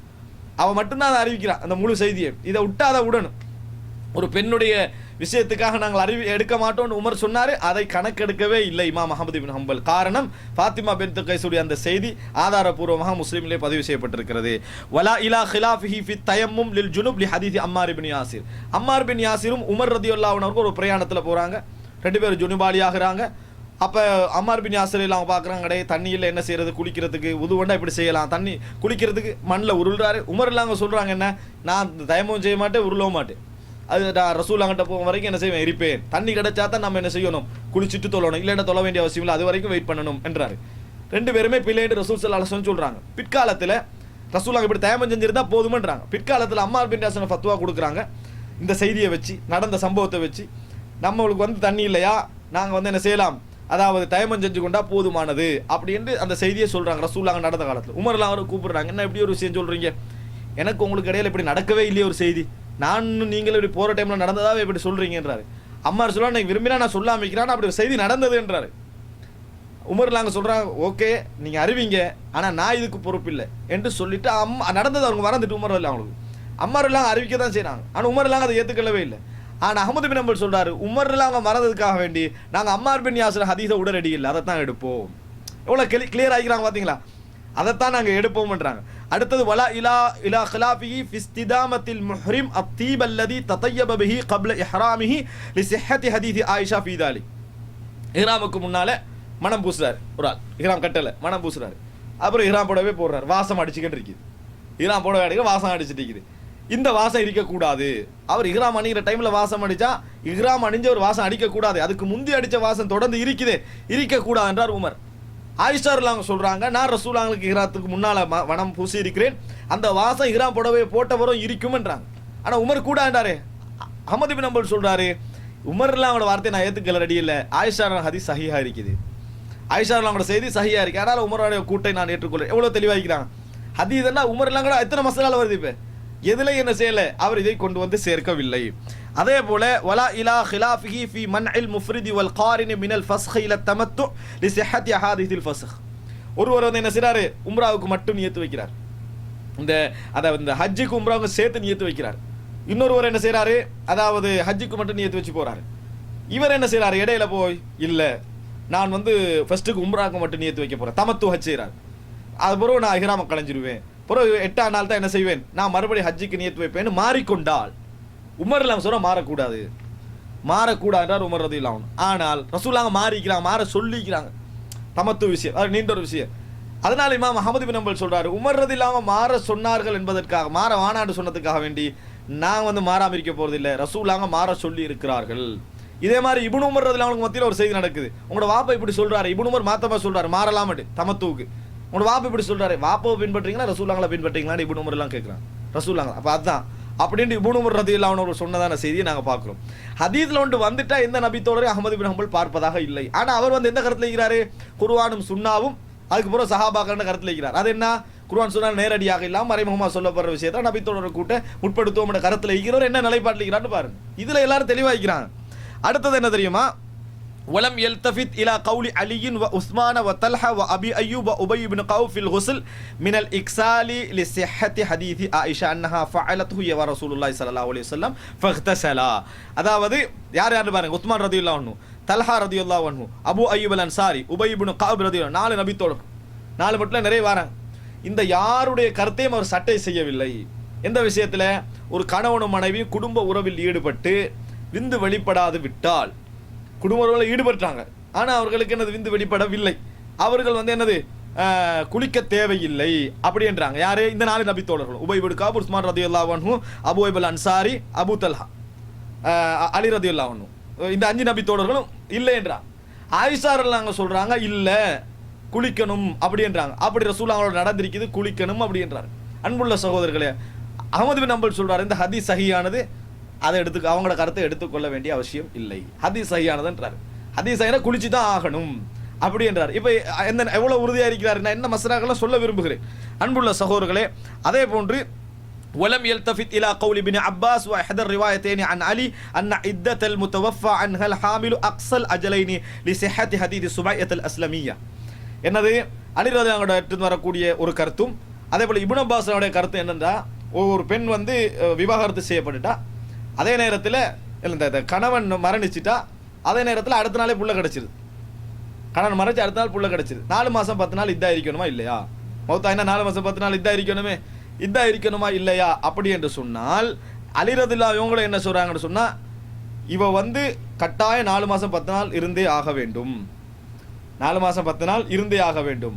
கற்பம் வந்து ஒரு 6 மாசத்துக்கு பிறகுதான் புள்ள கிடைக்கும் அப்படின்றதா 6 மாசம் இருந்தாகணும் அப்படின்றாங்க அலி ரலியல்லாஹு அன்ஹு அவர்களும். எனது இந்த அதாவது இப்னு அப்பாஸ் எல்லாம் அலியோட ஒரு அறிவிப்பில் அப்படி வருது, மாற்றி கருத்தும் வருது. இந்த 2 பேர கருத்தையும் அவர் எடுக்கவே இல்லை அஹ்மத் பின் ஹம்பல். காரணம் என்னன்னு சொன்னால், சுபைஅத்துல் அஸ்லமியாட அறிவிப்புல வருது, ரசூல் ஸல்லல்லாஹு அலைஹி வஸல்லம் அவங்க நீங்க வந்து என்னது புள்ள கிடைச்சிட்டேன்னு சொன்னா அந்த நாளே நீங்க சுத்தமாகிட்டீங்க, அந்த நாளே நீங்க என்னது இந்த இந்தாலிருந்து விடுதலை விடுபட்டு விட்டீர்கள் என்று சொன்ன செய்தி வருது. ஆனால் இவங்க 2 பேரும் என்ன செய்யல, அவர் எடுக்கவே இல்லை. அதே போல வலம் யல்தஃபித் இலா கௌலி முஆதின் வ முஆவியா ஃபீ தௌரீத்தில் முஸ்லிம் மினல் காஃபிர் லிஸிஹத்தில் ஹதீத்தில் மானி மினத் தவாரித் பைனஹுமா. ஒரு அதாவது காஃபிர் முஸ்லிமுக்கு இடையில வராசத்து சட்டம் இருக்குது. ஒரு ஆள் காஃபிர், ஒரு ஆள் முஸ்லீம், வாப்பா காஃபிர் மகன் முஸ்லீம், அல்லது மகன், இந்த மாதிரி 2 பேர்ல ஒரு ஆள் காஃபிரா இருக்கிறார், வராசத்து இருக்குது, 2 பேருக்கெல்லாம் வாரிசு உரிமை சட்டம் வரும் என்று முஆதும் முஆவியா அவங்க சொல்றாங்க. இதை கணக்கெடுக்கவில்லை யாரு?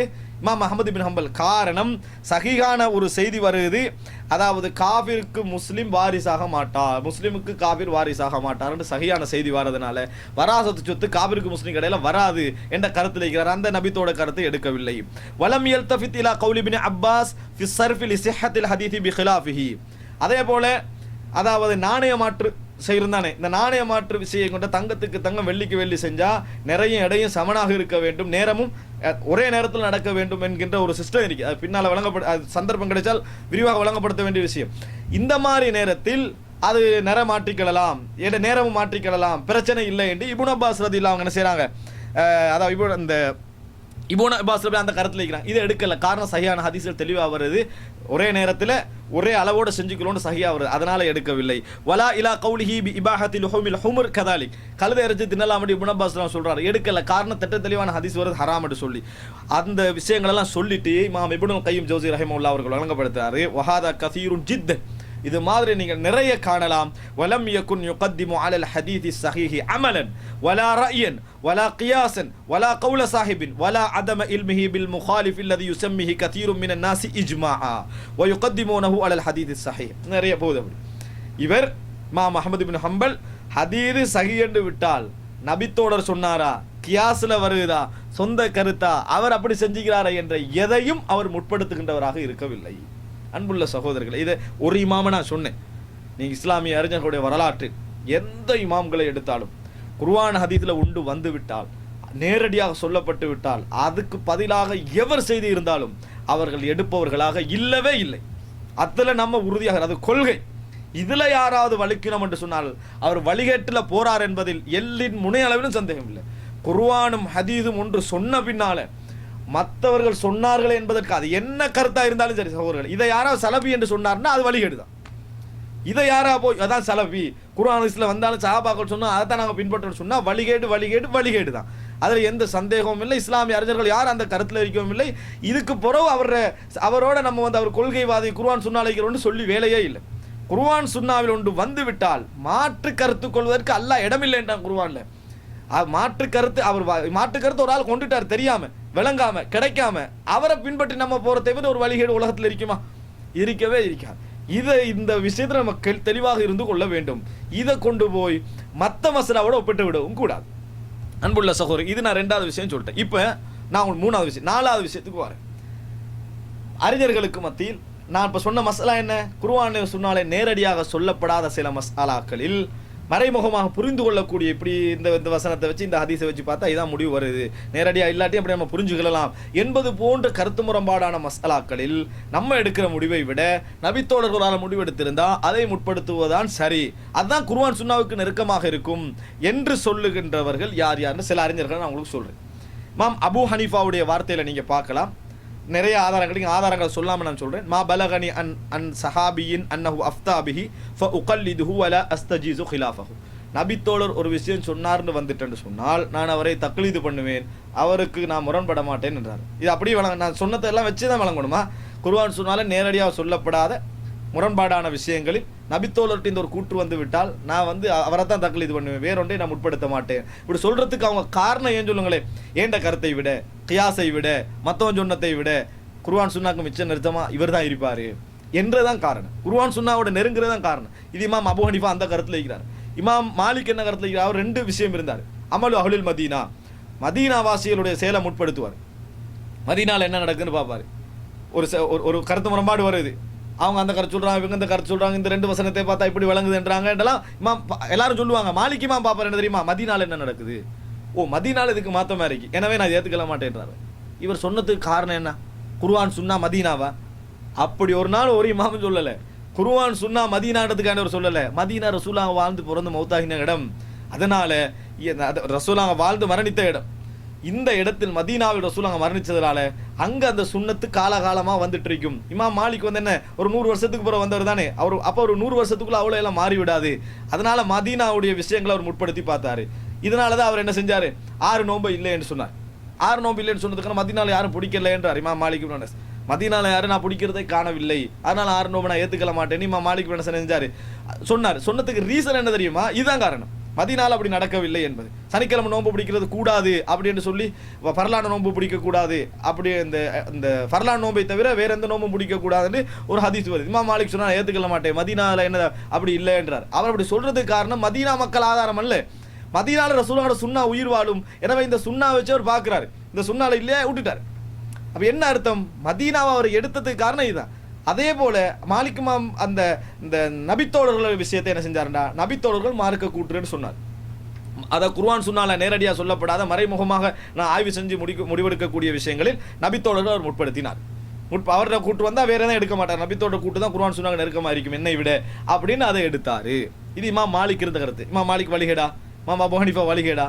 எந்த இடத்துல வச்சு நம்ம வழிகேடு சொல்றேன்னா சொல்லணும், அந்த கருத்துல அவங்க சொன்னாங்களா? இல்லவே இல்லை.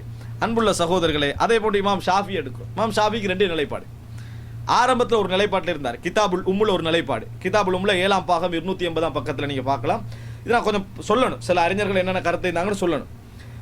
அகூலு மாகானல் கிதாபு வ சுன்ன மௌஜூதைனி ஃபல், அதாவது குர்ஆனும் சுன்னாவும் இருந்து ஒரு விஷயத்தில் இருந்து ஃபல் அப்படி இருந்தால் ஃபல் உதுர் அம்மன் சமிஅஹுமா மக்தூஉன் இல்லா பித்திபாயிஹிமா, அதில் வந்துட்டு கேட்டுட்டாருன்னு சொன்னா மறுபடி வேற எதுலையும் வாரதா இல்லைன்னு அவர் பார்க்கக்கூடாது, குர்ஆன் சுன்னா தான் பின்பற்றணும். ஃபைதாலம் யகுன் தாலிக், அதில் தெளிவாக நேரடியாக இல்லாது விட்டால் சிறுனா இலா அகாவிலி அஸ்ஹாபி ரசூலில்லாஹி ஸல்லல்லாஹு அலைஹி வஸல்லம் அவ் வாஹிதி மின்ஹும், நபித்தோழர்கள் பக்கம் நாங்கள் போவோம் அல்லது அவருடைய ஒருவரின் பக்கம் போவோம், வேற சைடுக்கு போக மாட்டோம். குர்ஆன் சுன்னா நேரடியில் நபித்தோழர்கள் என்ன மாதிரி அப்பா செஞ்சுக்கிறாங்க, இப்படி செஞ்சுக்கிறாங்க, அப்போ அதுதான் குர்ஆன் சுன்னாக்கு நெருக்கமாக இருக்கும் எங்கட முடிவை விட. அப்படி என்ன செய்வாங்க, நாங்கள் அதுக்கு தான் போக முடியுமா? ஷாஃபி ரஹிமஹுல்லாஹ் அவர்கள் சொன்னதாக கிதாபுல் உம்முல வரும். இந்த இமாம் ஷாஃபி எப்படி சொன்னார், இதா சஹல் ஹதீஸ் ஃபஹுவ மத்ஹபி, ஹதீஸ் சஹிஹா இருந்தால் என்ன நீ என்ன செய்யணும், அதான் என் மத்ஹப், நான் சொல்லாட்டியும் சரி. ஆனால் ஏன் இப்போ நபித்தோட கருத்துக்கு போகிறாங்க, அது காரணம் இருக்கு சகோதரர்களே. இமாம் ஷாஃபியோட கருத்தை பின்பற்றதும், இமாம் புகாரியோட கருத்தை பின்பற்றதும், இமாம் நபித்தோட இப்னு உமர் கருத்தை பின்பற்றதும் ஒன்றல்ல. இப்னு உமர் ரசூலுல்லாஹ்வுக்கு இடையில எந்த இதுவும் இல்லை, பிதத்தை விட்டு தூரமானவங்க, குர்ஆன் சுன்னாவுக்கு நெருக்கமானவங்க, ரசூலுல்லாஹோட லைஃபை பார்த்தவங்க, முரம்பட நினைக்காதவங்க, மனோ இச்சைகள் என்னது மற்றவர்களை விட குறைந்தவர்கள். எனவே அவர்களுக்கு இடையில இமாமோ ஒரு மதுஹபியத்தோ கருத்து வெறியோ ஒன்றும் இருக்காதவர்கள். இப்படி இருக்கக்கூடிய நபித்தோடர் குர்ஆன் சுன்னாவுக்கு நெருக்கமாக தான் இருப்பாங்க, எனது முடிவை விட அவரோட முடிவு தான் நெருக்கமாக இருக்கும் என்றுதான் அது முக்கியமான அந்த இடம். அதை நம்ம புரிஞ்சுக்கணும், அவங்களுடைய நியாயத்தை புரிந்து கொள்ள வேண்டும். அன்புள்ள சகோதரர்களே, அடுத்ததான் நீங்க பாருங்க, இமாம் ஷாஃபியோட கடைசி முடிவு ரிசாலால இமாம் எழுதக்கூடிய அந்த ஷாஃபி இமாமுடைய ரிசாலா என்ற நூலில் 1ஆம் பாகம் 596ஆம் பக்கத்தில் வரக்கூடிய செய்தி, அதில் அவர் மாற்று கருத்துக்கு வந்துட்டார். அது பிற்காலத்தை முடிவு என்ன கருத்து வரார் தெரியுமா, குர்ஆன்லையும் சுன்னால ஒன்று நேரடியாக சொல்லாது விட்டால் கருத்து மாறுபாடு வந்துட்டா சஹாபாக்களோட கருத்தை முற்படுத்த வேண்டிய அவசியம் இல்லை. குர்ஆன் சொன்னால் நம்மளும் ரிசர்ச் பண்ணி முடிவெடுத்து எங்களுக்கு படுகிற முடிவை நம்ம எடுத்தால் போதும். அவர் முரண்பட்டாருன்னு நம்ம பார்க்க வேண்டிய அவசியம் இல்லை என்ற முடிவுக்கு இமாம் ஷாஃபி வாரார். அதில் வந்து நிறைய செய்தி வரும். அதில் அந்த இடத்த மட்டும் நான் உங்களுக்கு சொல்கிறேன். அவர் என்ன சொல்கிறாருண்டா, ஒரு கேட்கப்படுது, அஃபரஐத இதா காலல் வாஹிது மின்ஹுமுல் கௌல லா யுஹ்ஃபது அன் கைரிஹி மின்ஹும் ஃபீஹி லஹு முவாஃபக வலா ஹிலாஃபா அத்தஜிது லக ஹுஜ்ஜத்தன் பித்திபாஇஹி ஃபீ கிதாபின் அவ் சுன்னா அவ் அம்ரின் அஜ்மஅ அன்னாஸு அலைஹி ஃபயகூன மினல் அஸ்பாப் அல்லதி குல்த பிமா ஹபரா. அதாவது கேட்குறாங்க, ஒரு விஷயத்தில் கருத்து முரண்பாடு வந்து ஒரு நபித்தோடு ஒரு விஷயத்தை சொல்லி அவரோட முரண்பட்டவர்களோ உடன்பட்டவர்களோ அவரோட காலத்தில் எங்களுக்கு தெரியாமல் இருந்து ஒரு செய்தி எங்களுக்கு வருது நபித்தோடர்கள் கூற்றாக, இதை ஆதாரமாக எடுப்பதற்கு குர்ஆனிலோ சுன்னாவிலோ அல்லது இஸ்லாமிய சமூகம் முடிவெடுத்த அந்த இஜ்மாவிலோ ஏதாவது இருக்குதா அப்படின்னு சொல்லி கேட்குறான். கேட்ட உடனேயே இமாம் ஷாஃபி பதில் சொல்கிறாரு, மா வஜத்னா ஃபீ ஹாதா கிதாபன் வலா சுன்னா தாபிதா. குர்ஆனில் இதுக்கு ஆதாரம் இல்லை, ஹதீஸில் இதுக்கு ஆதாரம் இல்லை. குர்ஆன் சுன்னால வராத ஒரு விஷயத்துக்கு, நேரடியாக சொல்லப்படாத ஒரு விஷயம், வராதுன்னு சொல்கிறதை விட நேரடியாக விஷயம்னு சொல்லணும். குர்ஆன் சுன்னால வராத எதுவும் இல்லை. நேரடியாக சொல்லப்படாத ஒரு விஷயத்துக்கு நபித்தோழர்களுடைய கூற்றுக்களை முற்படுத்துகின்ற விஷயத்துக்கு எந்த ஆதாரம் இல்லை. அறிஞர்களை பற்றி நீங்கள் கேட்டீங்க. அறிஞர்களை நம்ம பார்த்தோம்னா வஜத்னா அஹ்லல் இல்ம் யஅഖுதுன பிகௌலி வாஹிதிஹி மர்ரா வயத்ருகுனஹு உக்ரா. ஒரு டைமில் எடுக்கிறாங்க, ஒரு டைமில் விட்டுடுறாங்க. ஒரு டைமில் கருத்தை எடுக்கிறாங்க, ஒரு டைமில் விட்டு விடுகிறார்கள். வயத்தஃபர்ரகு ஃபீ பஅதி மா அഖது பிஹி மின்ஹு. அதுலேயே என்னது, அவங்கள்ட்ட எடுத்த விஷயத்திலேயே பிரிந்து விடுகிறார்கள் அப்படின்ற. அதாவது அறிஞர்கள்ட்ட வந்து இதில் இதான் நிலைப்பாடுன்னு 100க்கு 100 சொல்ல முடியாது. நான் அறிஞர்களெல்லாம் பார்த்தா சில செய்திகளுக்கு எடுக்கிறாங்க, சில செய்திகளில் விட்டு விடுகிறார்கள் அப்படின்னு இமாம் ஷாஃபி சொல்லிட்டு சொல்றாரு. எனவே குர்ஆன் சுன்னால இதுக்கு ஆதாரம் இல்லை. அப்போ இமாம் ஷாஃபி எந்த முடிவுக்கு வந்துட்டார் கடைசியில்? குர்ஆன் சுன்னா மட்டும்தான், நேரடியாக சொல்லப்பட்டதோ படாத செய்திகளுக்கோ குர்ஆன் சுன்னா மட்டும்தான், யாரையும் நம்ம முற்படுத்த வேண்டிய அவசியம் இல்லை என்ற முடிவுக்கு இமாம் ஷாஃபி வரார். இமாம் அஹ்மத் பின் ஹம்பல் அதே மாதிரி 2 கருத்து அவர்கிட்ட இருந்தது. ஒன்று என்னது, அது ஆரம்ப கருத்து என்னன்னு சொன்னால், லைஸ அஹதுன் இல்லா ஆஹுது பிரஇஹி வ அத்ருக்கு மா ஹலன் நபி. நபியை தவிர வேற எவരുടെ கருத்து வந்தாலும் சரி நான் வந்து விடுவே எடுப்பேன் அப்படின்னு இமாம் அஹ்மத் பின் ஹம்பல் சொன்னதாக ஒரு செய்தி வருது. அதே நேரத்தில் அவர் மாறிக்கொண்டார். குர்ஆன் சுன்னா முதலாவது முற்படுத்தி அதில் நேரடியாக சொல்லப்படாத விஷயங்கள் நபித்தோழர்களை முற்படுத்துகிற என்ற கருத்துக்கு மாறிக்கொண்டார் என்ற கருத்தும் வருது. எப்படியாக இருந்தாலும் குர்ஆன் சுன்னால நேரடியாக சொல்லப்பட்டதுக்கு யாரும் முரண்பட ரெடி இல்லை. அப்படி அவர் முரண்பட்டிருந்தாருன்னா செய்தி கிடைக்கலன்னு விளங்கிக்கோங்க, செய்தி கிடைச்சி லைஃப்னு சொன்னார்னு விளங்கிக்கோங்க, செய்தி கிடைச்சி மாறி விளங்கிட்டார்னு விளங்கிக்கோங்க, செய்தி கிடைச்சி அதில் ஒரு சந்தேகம் இருந்தேன்னு விளங்கிக்கோங்க. நேரடியாக சொல்லப்பட்டவற்றை நிரூபிக்கப்பட்டால் யாரும் முரண்படவில்லை. பிரச்சனை அதல்ல, மௌனித்த மசாலாக்கள். அதில் இமாம் அஹ்மத் பின் ஹம்பலுக்கு 2 கருத்து இருந்தது. அப்போ 4 இமாம்கள்ட்ட விஷயத்தை நீங்கள் பார்த்தீங்க. இந்த நபித்தோடைய கூற்றுக்கள் ஆதாரம் என்று எடுக்கக்கூடிய இடம் தான் இன்னைக்கு உள்ள சிக்கலான விஷயம். அதுக்காக வேண்டி தான் இப்படி மாற்று கருத்தெல்லாம் வருகிறது. அன்புள்ள சகோதரர்களே, இப்போ 5வது கட்டமாக 4வது கட்டமாக ஏன் இந்த அறிஞர்கள் அந்த ஒரு சிந்தனைக்கு போனாங்க? நபித்தோருடைய கூற்றுக்கள் மார்க்க ஆதாரம், குர்ஆன் சுன்னால நேரடியாக சொல்லப்படாத மசாலாக்கு ஆதாரம் என்ற ஏன் போனாங்கன்னு சொன்ன நீங்கள் பார்த்தீங்கன்னு சொன்னால் அதுக்கு ஒரு ரீசன் இருக்கு, நியாயமான ரீசன். அது இமாம் ஷாஃபியை நம்ம குர்ஆன் சுன்னா ஷாஃபி என்று வைக்கலாமான்னு கேட்டால் அது சொல்லக்குள்ளே வழிகேடுன்னு வழங்கிறோம். அதுக்கு என்ன காரணம்? இமாம் ஷாஃபி ரசூலாங்களை பார்க்கவும் இல்லை, ரசூலாங்கட இருந்ததும் இல்லை, ரசூலாங்கட வாழ்ந்ததும் இல்லை, ரசூலாங்கட்ட படித்ததும் இல்லை. ஆனால் இப்னு உமர் வந்து இப்போ நீங்கள் ஹதீஸ் என்று பிரட்டினீங்கன்னா என்ன செய்யும்? சஹாபி கேட்க ரசூலாங்க பதில் சொல்லுவாங்க. படித்தார்கள், நபியருடைய மதரசாவில் இருந்தார்கள், படித்தவங்க கேட்டவங்க ரசூலா இப்படி செஞ்சதை பார்த்தேன்னா இப்படி கேள்வி கேட்டேன், அவர் இப்படி பதில் சொன்னார். அதான் ஹதீஸ். ஹதீஸ் என்ன ரசூலாங்க சொன்னார்கள் மட்டும் எல்லாம் வராதே. இவர்கள் கேட்டார்கள், பார்த்தார்கள், செய்தார்கள், அனுமதித்தார்கள். சஹாபாக்களை ஃபத்வா கொடுத்தாங்க, ரசூலா அங்கீகரிச்சாங்க. ஃபத்வா கொடுத்து பிழை தான் மறுத்தாங்க. சில ஃபத்வா சஹாபாக்கள் கொடுத்துருவாங்க ரசூலாவோட காலத்திலேயே. ரசூலா சிலது அங்கீகரிப்பாங்க, சிலது மறுப்பாங்க. அப்போ ரசூலாங்களுக்கு முன்னுக்காலேயே மார்க்கத்தை என்கிட்ட கேட்காம நீங்கள் சொல்லக்கூடாதுலாம் ரசூலா சொல்லவே இல்லை. அவங்களுக்கு விளங்கினத்தை வச்சு அவங்க மார்க்கத்தை சொன்னாங்க. சொன்ன பொழுது ரசூல் சலாம் பிழையா இருந்தால் ஏன் இப்படி செய்றீங்க அப்படி இல்லைன்னு விளங்கப்படுத்தினாங்க. சரியா இருந்தால் அங்கீகரிச்சா ஹசன் தும் சரியான வேலை செஞ்சீங்கன்னு அங்கீகரித்தார்கள். இப்படியெல்லாம் நடந்தார்கள்னா என்ன காரணம்? அவங்க வந்து ரசூலாவோட மதரசால படித்தவங்க, அவங்களோட இருந்தவங்க. அந்த இதில் வெளியாகின நபித்தோழர்கள் அவங்களோட கூட்டில் குர்ஆன் சுன்னாவுக்கு நெருக்கம் இருக்கும் என்று நம்புவதில் எந்த தவறும் இல்லை. இப்னு உமர் ரலியல்லாஹு அன்ஹு அவர்கள் ரசூலாங்க இருந்த இடத்துல இருந்தாங்க, எழுப்பின இடத்துல எழுப்பினாங்க. பொதுவான உலக விஷயத்திலே அவர் ஒரு ஜனாசால கையை தூக்குறாங்கன்னா கூட கொஞ்சம் நம்ம கேள்வி கொஸ்டின் வரணும். ஏன் அவர் தூக்கினாரு? நாங்களே தூக்க மாட்டோமே. ரசூலாங்க தூக்கலேண்டா நான் தூக்க மாட்டேன், நீங்கள் தூக்க மாட்டீங்க, பெரிய பெரிய அறிஞர்களெல்லாம் தூக்க மாட்டோம், இப்னு உமர் மட்டும் தூக்குறாருன்னா அவர் வந்து தக்குவால குறைஞ்சவரா அப்படின்ற ஒரு யோசனை வரும். நேரடியாக ரசூலாங்கோட ஒரு ஜனாசா ஒரு தொழலையா? ஒரு 100 ஜனாசா தொழுதிக்க மாட்டாரா? ஒரு 10 ஜனாசா தொழுதிக்க மாட்டாரா? இந்த தொழுகையெல்லாம் ரசூலாங்க எப்படி கை தூக்கினாங்க எல்லாரும் பார்த்திக்க மாட்டாரா? ஏன் அதுவும் அணுவணுவா பின்பற்றக்கூடிய நபித்தோழர் தூக்குறாரு. எனவே இது ரசூல் ஸல்லல்லாஹு அலைஹி வஸல்லம் செய்யாம இவர் செய்ய மாட்டாரு என்று இந்த முடிவுகளுக்கு போனவர்கள் இருக்கிறார்கள். இதையும் சஹாபியை தக்லீத் பண்றன்னு முடிவு எடுக்க கூடாது. எப்படி முடிவு எடுக்கணும்? குர்ஆன் சுன்னால இருக்க போய் தான் இப்னு உமர்லாம் இப்படி செய்றாங்க. அவர் நேரடியாக வாழ்ந்தவரே, கண்டவரே. எனவே இப்னு உமர் ஒரு ஊடகமா பயன்படுத்துறாங்க. எதுக்கு? சுன்னால இருக்குதா இல்லையான்னு விளங்கிக் கொள்வதற்கான ஒரு ஊடகமாக என்ன செய்றாங்க? பயன்படுத்துறாங்க. இது எப்படி வழிகேடாகும்? சரியா பிள்ளையா நம்ம பார்க்கலாமே ஒழிய, சரி பிள்ளைன்னு முடியுமே ஒழிய வழிகேட லிஸ்ட்டுக்கு என்ன செய்யாது, போகாது. சுன்னாவை அணுகிற முறையில் உண்டு. அதுதான் அங்கனைக்கு உள்ள விஷயம். அன்புள்ள சகோதரர்களே, இதுக்கு இப்படி விளங்கினதுக்கான காரணங்களை கொஞ்சம் நான் சொல்றேன். ஜாமிஉ பயானில் இல்ம் வ ஃபத்லிஹி என்கின்ற நூலில் 1810 இலக்கத்தில் இப்னு மஸ்ஊத் ரலியல்லாஹு அன்ஹு ஒரு நபித்தோழர் எப்பயாவது குர்ஆன் சொன்னா சஹாபான்னு சொல்லுவாரா? குர்ஆனை சொன்னா சஹாபாயை பின்பற்றுங்கள். அப்ப அவர் வழிகேட லிஸ்ட் போயிடுவார். அவர் என்ன சொல்றாருன்னு கேளுங்க. மன் கான மின்கும் முத்தஅஸ்ஸியன் ஃபல்யத்தஅஸ்ஸ பி அஸ்ஹாபி முஹம்மதின் ஸல்லல்லாஹு அலைஹி வஸல்லம் ஃபஇன்னஹும் கானூ அபர்ர ஹாதிஹில் உம்மத்தி குலூபன் வ அஅமகஹா இல்மா வ அகல்லஹா தகல்லுஃபா வ அக்வமஹா ஹதியன் وأحسنها حالا قوما اختارهم الله تعالى لصحبة نبيه صلى الله عليه وسلم فعرفوا لهم فضلهم واتبعوهم في آثارهم فإنهم كانوا على الهدى المستقيم. அவர் என்ன சொல்றாருன்னா, உங்களை யாரையாவது பார்த்து ஃபாலோ பண்ணணும் அப்படின்னு நினைக்கிறீங்கடா, நபித்தோழர்களை பார்த்து ஃபாலோ பண்ணுங்க, நபித்தோழர்களை பின்பற்றுங்க. ஏனென்றால் இந்த உம்மத்தில் நன்மை செய்வதில் மிக சிறந்தவர்களாக இந்த முகமதுடைய சமூகம் இருந்தார்கள். வ அமகஹா இல்மன், அறிவில் ஆழமானவர்களாக இருந்தார்கள். வ அகல்லஹா தகல்லுஃபன், ஒரு விஷயத்தை வலிஞ்சு கட்டிக்கண்டு விளங்காத ஒன்றை விளங்க வச்சுக்கண்டு தேவையில்லாத ஒன்றை எடுத்து கஷ்டப்படுகின்றவர்களாக அவர்கள் இருக்கவில்லை. வ அக்வமஹா ஹதியன் வ அஹ்ஸனஹா ஹாலன், நேர்வழி விஷயத்திலும் ஒரு மார்க்கத்தில் நிலைப்படுகின்ற விஷயத்தில் ஒரு நல்ல நடுநிலையான ரூட் அவர்கள் கையாண்டார்கள். கௌமன் இஹ்தாரஹுமுல்லாஹு லிசுஹ்பத்தி நபி, நபியுடைய தோழமைக்காக அல்லாஹ் தேர்ந்தெடுத்த ஒரு சமூகம். இந்த நபிக்கு தோழர்களாக இருக்கணும் என்பதற்கு அல்லாஹ் தேர்ந்தெடுத்த ஒரு சமூகம். ஃபஅரிஃபு லஹும் ஃபத்லஹும், அவருடைய சிறப்பை தெரிஞ்சுக்கங்க. வத்தபிஉஹும் ஃபி ஆசாரிஹிம், அவங்களுடைய ஆசார்களை பின்தொடருங்கள், அவருடைய அந்த நடவடிக்கைகளை பின்தொடருங்கள். ஃபஇன்னஹும் கானூ அலல் ஹுதல் முஸ்தகீம், அவர்கள் நேரான பழியில் இருந்தார்கள் என்று அப்துல்லா இப்னு மஸ்ஊத் எல்லாம் சொல்றான். இது ரீசன் விளங்குதான். அவன் ரீசன் சொல்றான். தக்கல்லுஃப் இல்லை, அது இல்லை, இதில். இதனால தான் நபித்தோழர்கள் சுன்னாவுக்கு எல்லாரையும் விட என்னது முரண்பட்ட விஷயங்கள் நெருக்கமாக இருப்பார்கள். இது ஒரு காரணம் இந்த அறிஞர்கள் அந்த முடிவுக்கு வருவதற்கு. அன்புள்ள சகோதரர்கள், அதே போல நபித்தோழர்கள்ல சிறந்த நெருக்கமான நபித்தோழராக இருந்தாலும் சரி, நபியர்களோடு ஒரு நாள் இருந்த நபித்தோழராக இருந்தாலும் சரி, யாரும் ஒதுக்கப்பட வேண்டியவங்க. ஒரு நாள் தானே இருந்தார். எங்களோட ஒரு நாள் இருக்கிறது, நபியோட ஒரு நாள் இருக்கிற வித்தியாசம்.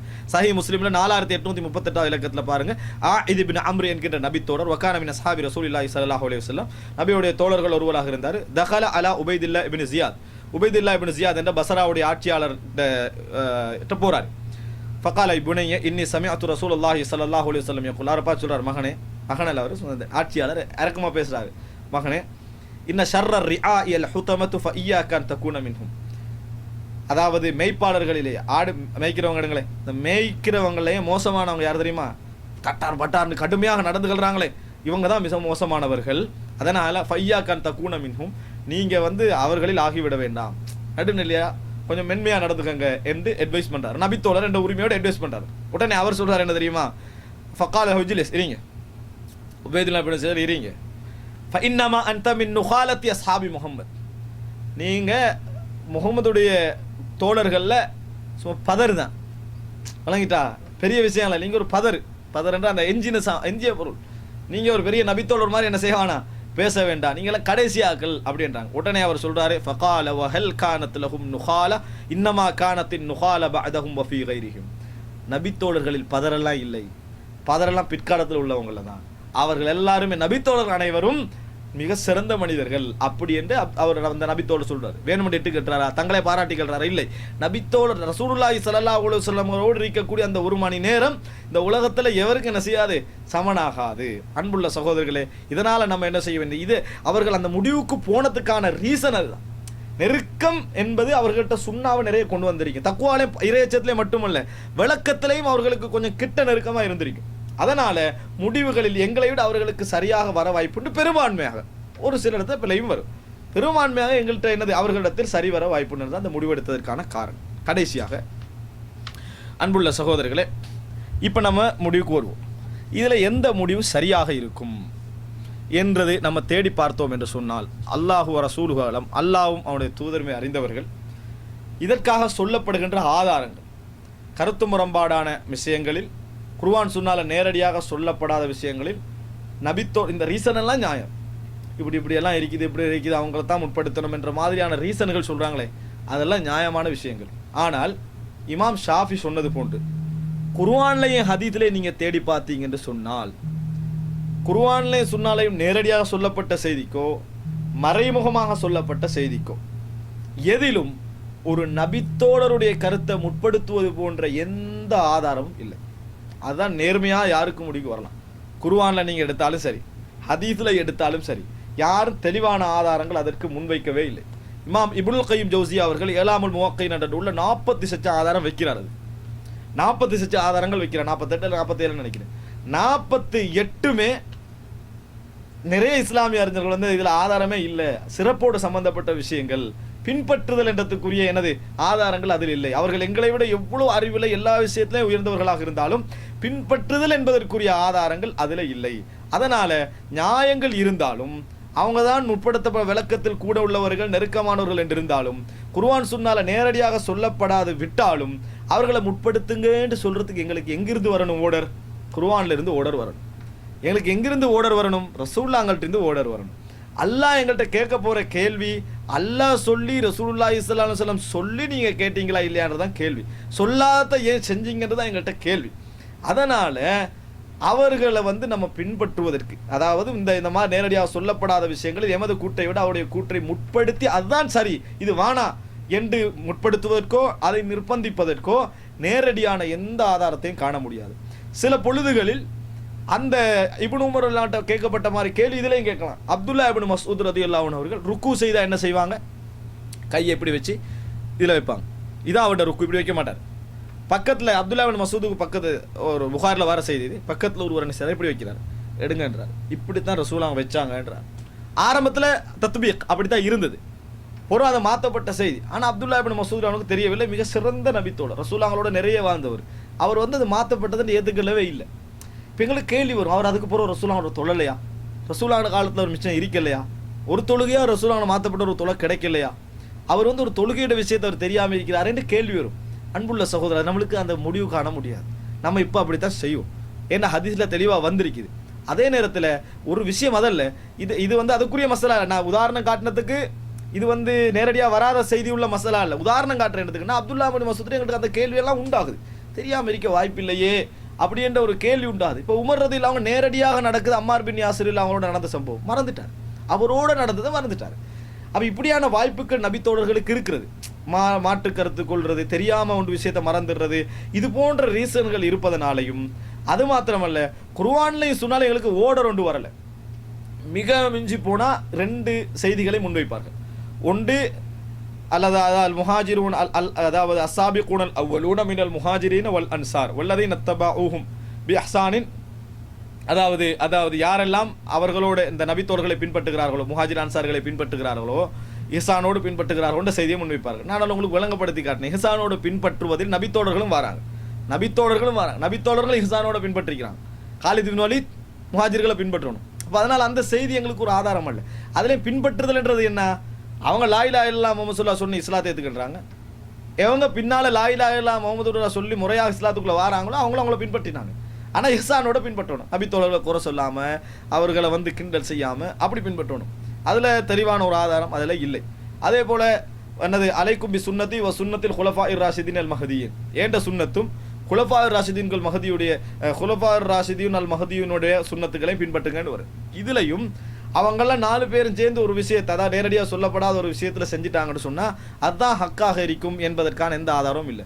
அவருடைய சுன்னத்தை பின்பற்றுங்கள் என்ற செய்தி இருக்குதானே தெளிவாக உங்களுக்கு விளங்கலாம். ரசூலுல்லாஹ்வோட காலத்துக்கு பின்னால ஆட்சி முறைகளில் சில வழிமுறைகள் அவங்கள்ட்ட கிடைக்குது, விளங்கிட்டா?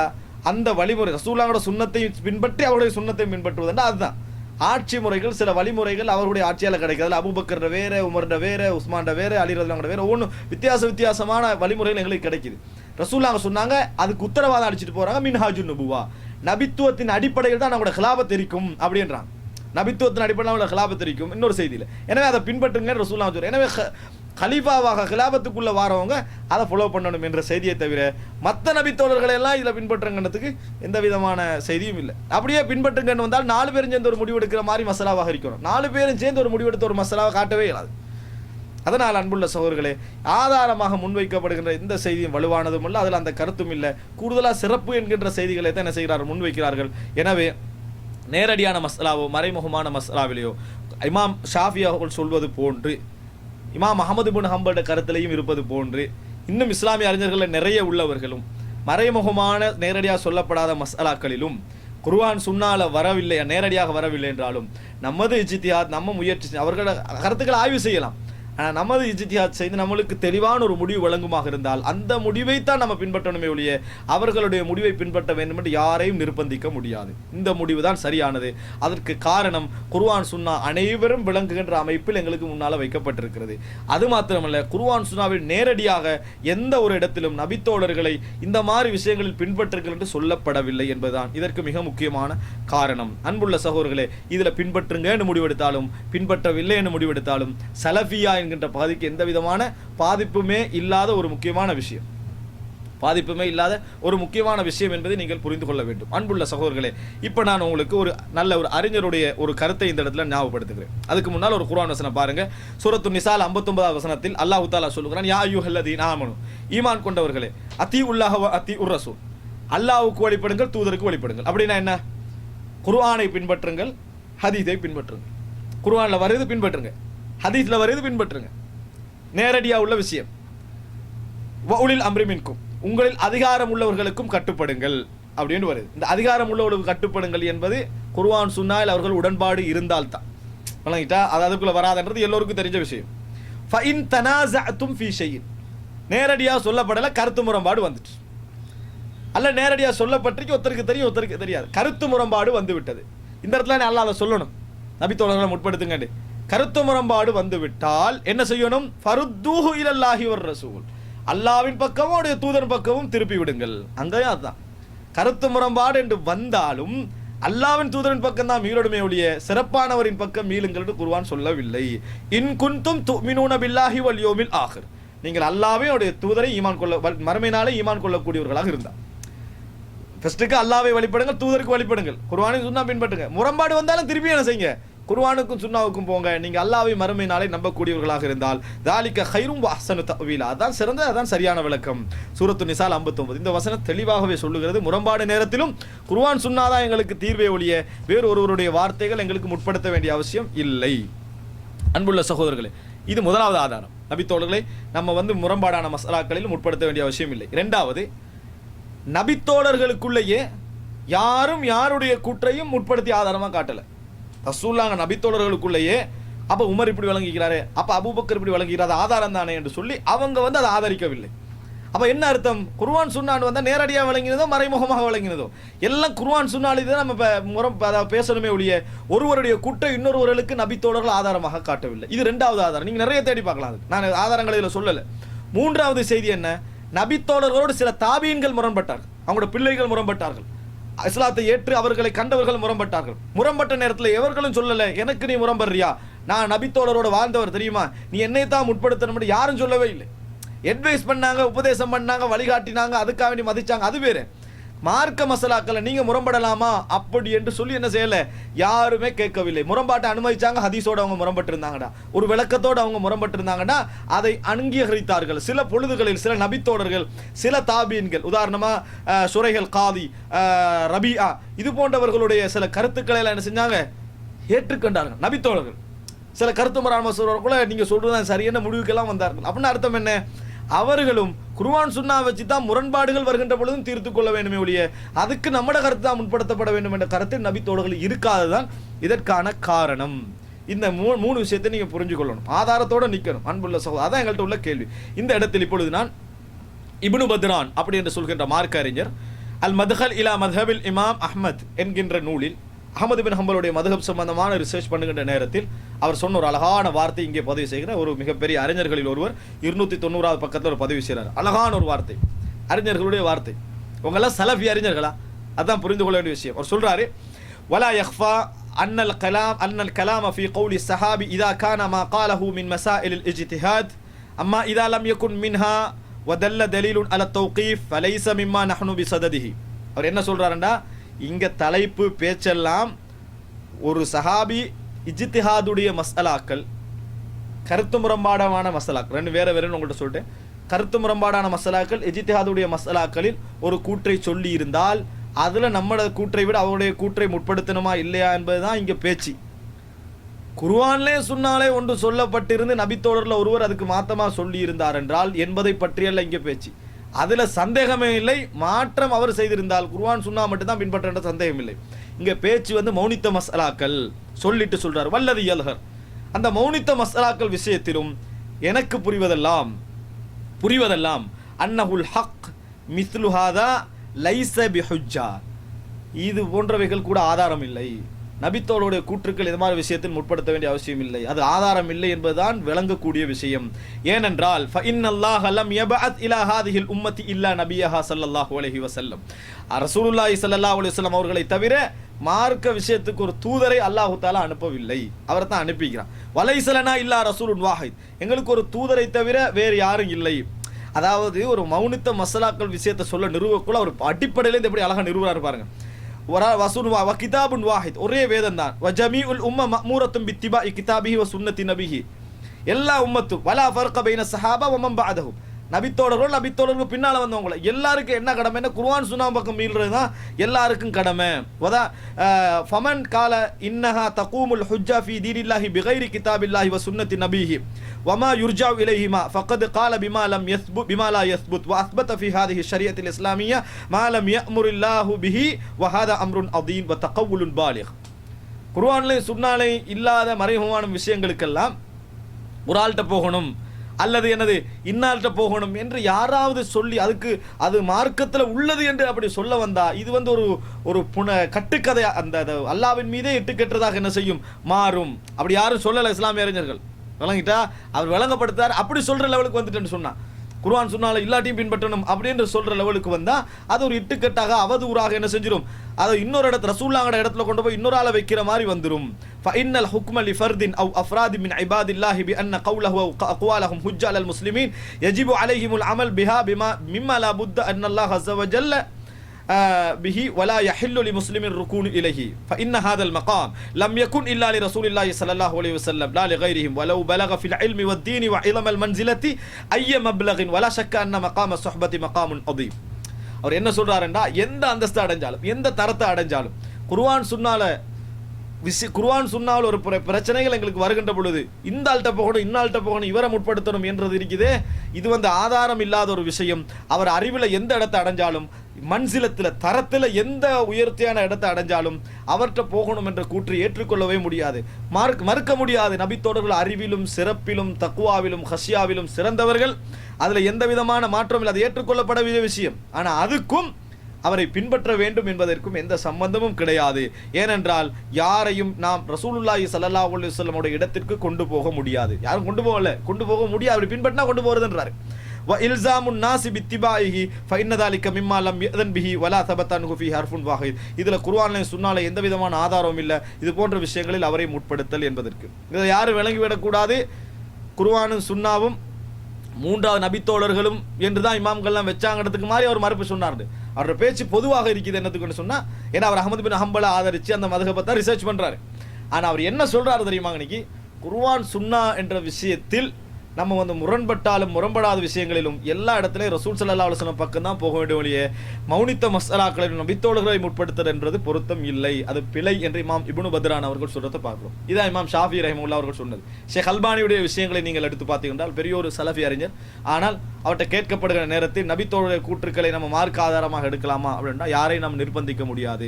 அறிஞர்களை பார்க்குறோம், சில டைமில் எடுக்கிறாங்க, சில டைமில் விடுகிறார்கள். அதனால் நம்ம யாரையும் இதை நிர்பந்திக்க முடியாது. குர்ஆன் சுன்னால் இதுக்கு எந்த விதமான ஆதாரம் இல்லை என்று சொல்றது பார்க்குறோம். ஆனால் சலஃபி அறிஞர், அவர் சலஃபி அறிஞர்கள் ஒருவர். அன்புள்ள சகோதரர்களே, ஆக இது நாம் முடிவுக்கு வர வேண்டிய ஒரு முக்கியமான இடம். இப்போ ஒரு 5 விஷயம் சொல்லிட்டோம். 6வது கடைசியாக, இதான் கடைசி என்னென்று சொன்னால், சரி இப்படி சொன்னதுக்கு எத்தனை மசாலாக்கள் இப்போ இதில் இருக்குது, முரண்பாடான குர்ஆன் சுன்னா நேரடியாக சொல்லப்படாத, அதே நேரத்தில் நபித்தோழர்களுக்கு மத்தியிலும் கருத்து முரண்பாடு இல்லாமலும் நிற்கணும். ஏன்னா அவங்களே 4-5 கருத்து வந்துட்டாங்கன்னா அப்புறம் எங்களே என்ன செய்யலாம், நாங்கள் கருத்து முரண்பாடு வர மாதிரி ஆகிடும். அவங்களே கருத்து முரண்பாடு இல்லாமல் இருந்த கருத்து முரண்பாடு ஏற்பட்ட, ஆனால் அவங்களுக்கு மத்தியில் ஒரு கருத்து சொல்லப்பட்டு அதில் மாற்று கருத்து வராத மசாலாக்கள் எத்தனை இருக்குது அப்படின்னா நான் சொன்ன மாதிரி ஒரு 50-60 வரும். அதில் எங்களுக்கு மத்தியில் பிரபலியமாக இருக்கக்கூடிய 3 செய்திகளை நான் உதாரணமாக சொல்லுகிறேன். உதாரணமாக இது வந்து சஹீஹுல் புகாரியில் 1077 இலக்கத்தில் வரக்கூடிய செய்தி. உமர் ரலியல்லாஹு அன்ஹு மிம்பரில் ஏறுறாங்க, ஜும்மா நேரம், சூரத்து நஹல ஓதுறாங்க, இறங்குறாங்க, சுஜூது செய்கிறாங்க. மதீனாலாம் நடக்குது, நபித்தோழர்கள்லாம் இருக்கிற இடம். மறுபடியும் திருப்பி அடுத்த ஜும்மால ஏறுறாங்க, சூரத்து நஹல ஓதுறாங்க, சுஜூது செய்யலை. சுஜூது செய்யாமல் வந்துட்டு என்ன சொல்கிறாருண்டா, யா அய்யுஹன்னாஸ், மக்களே, இன்னா நமுர்ரு பி சுஜூத், சுஜூது பக்கம் தான் நம்ம போவோம். ஃபமன் சஜத ஃபகத் அசாப வமன் லம் யஸ்ஜுத் ஃபலா இஸ்மா அலைஹி. சுஜூத் செஞ்சாரண்டா அவர் வந்து சரியான வேலையை தான் செஞ்சார், செய்யலைண்டா அவருக்கு குத்தமும் இல்லை. வலம் யஸ்ஜுத் உமர் ரதி, அப்போ சொல்லிட்டு உமர் இல்லாமல் சுஜூத் செய்யலை 2வது ஜும்மால. அதை இப்னு உமர் இல்லாமல் விளங்கப்படுத்த கூட சொல்றாரு. ஏன் தெரியுமா, இன்னல்லாஹ லம் யஃப்ரிது சுஜூத இல்லா அன்னஷா, விரும்பினா தான் எங்களுக்கு சுஜூத் செய்ய அல்லாஹ் தஆலா கடமையாக்கிக்கிறானே ஒழிய நினைச்ச இடமெல்லாம் சுஜூத் செய்யணும்னு சொல்லல. இப்போ ரசூலுல்லாஹி ஸல்லல்லாஹு அலைஹி வஸல்லம் சூரா நஹலுடைய இடத்தில் சுஜூத் செஞ்சதா வரல, சூரா நஹலுடைய இடத்தில் சுஜூது செஞ்சுதான் வரல. இப்போ என்ன முடிவு எடுக்கிறது, சுஜூது இருக்குதா இல்லையா? அன்புள்ள சகோதரர்களே, நபித்தோடைய கூட்டு கருத்து முரண்பாடான இடங்களில் மார்க்க ஆதாரம் இல்லை என்பதிலும் சந்தேகம் இல்லை. ஆனால் ஒரு விஷயத்தில் கவனமாக இருக்கணும், நன்றாக புரிந்து கொள்ள வேண்டும். ஆதாரம் இல்லா என்பது உண்மை. சில இடங்களை நீங்கள் எடுத்து பார்த்தீங்கன்னு சொன்னால் இது வந்து சுன்னால இருக்கும் என்று நம்ம வந்து எல்லின் முன்னே அளவிலும் விளங்க முடியாத அளவுக்கு நிரூபணமானதாக இருக்கும். அந்த டைமில் அது நபித்தோட கூட்டுன்னு நம்ம நினைக்காம அது வந்து குர்ஆன் சுன்னால நேரடியாக சொல்லப்பட்ட ஒரு விஷயம் என்று புரிந்து அதை நம்ம செய்ய வேண்டும். அப்படிப்பட்ட இடங்களில் ஒன்று தான் இது.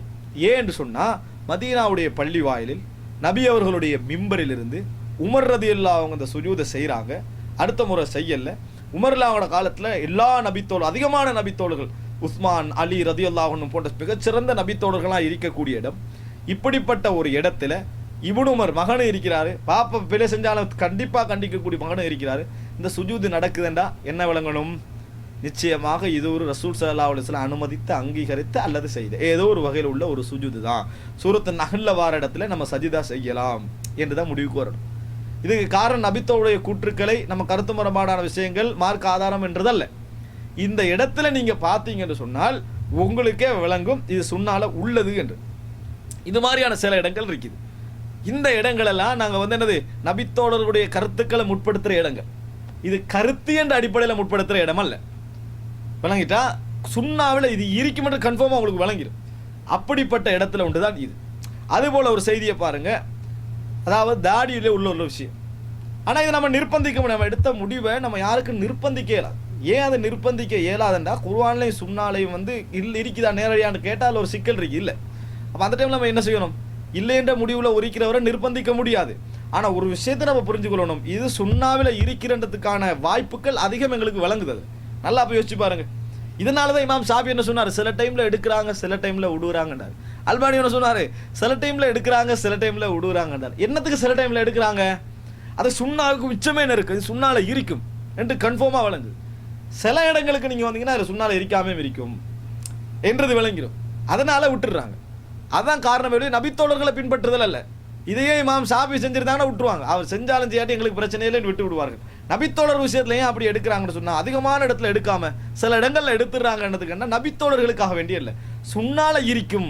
ஏன்னா இவ்வளோ ஒரு மதீனா பள்ளியில் வச்சு நடக்குது, 2வது கலீஃபா செய்கிறாரு, மகன் இப்னு உமர் இருக்கிறாங்க, மிகச்சிறந்த நபித்தோழர்கள் இருக்கிறாங்க. இப்படி இருக்கக்குள்ள இந்த மாதிரி வேண்டுமென்று செய்ய வாய்ப்பில்லை, கண்டிக்க வாய்ப்பு இருக்கிறது.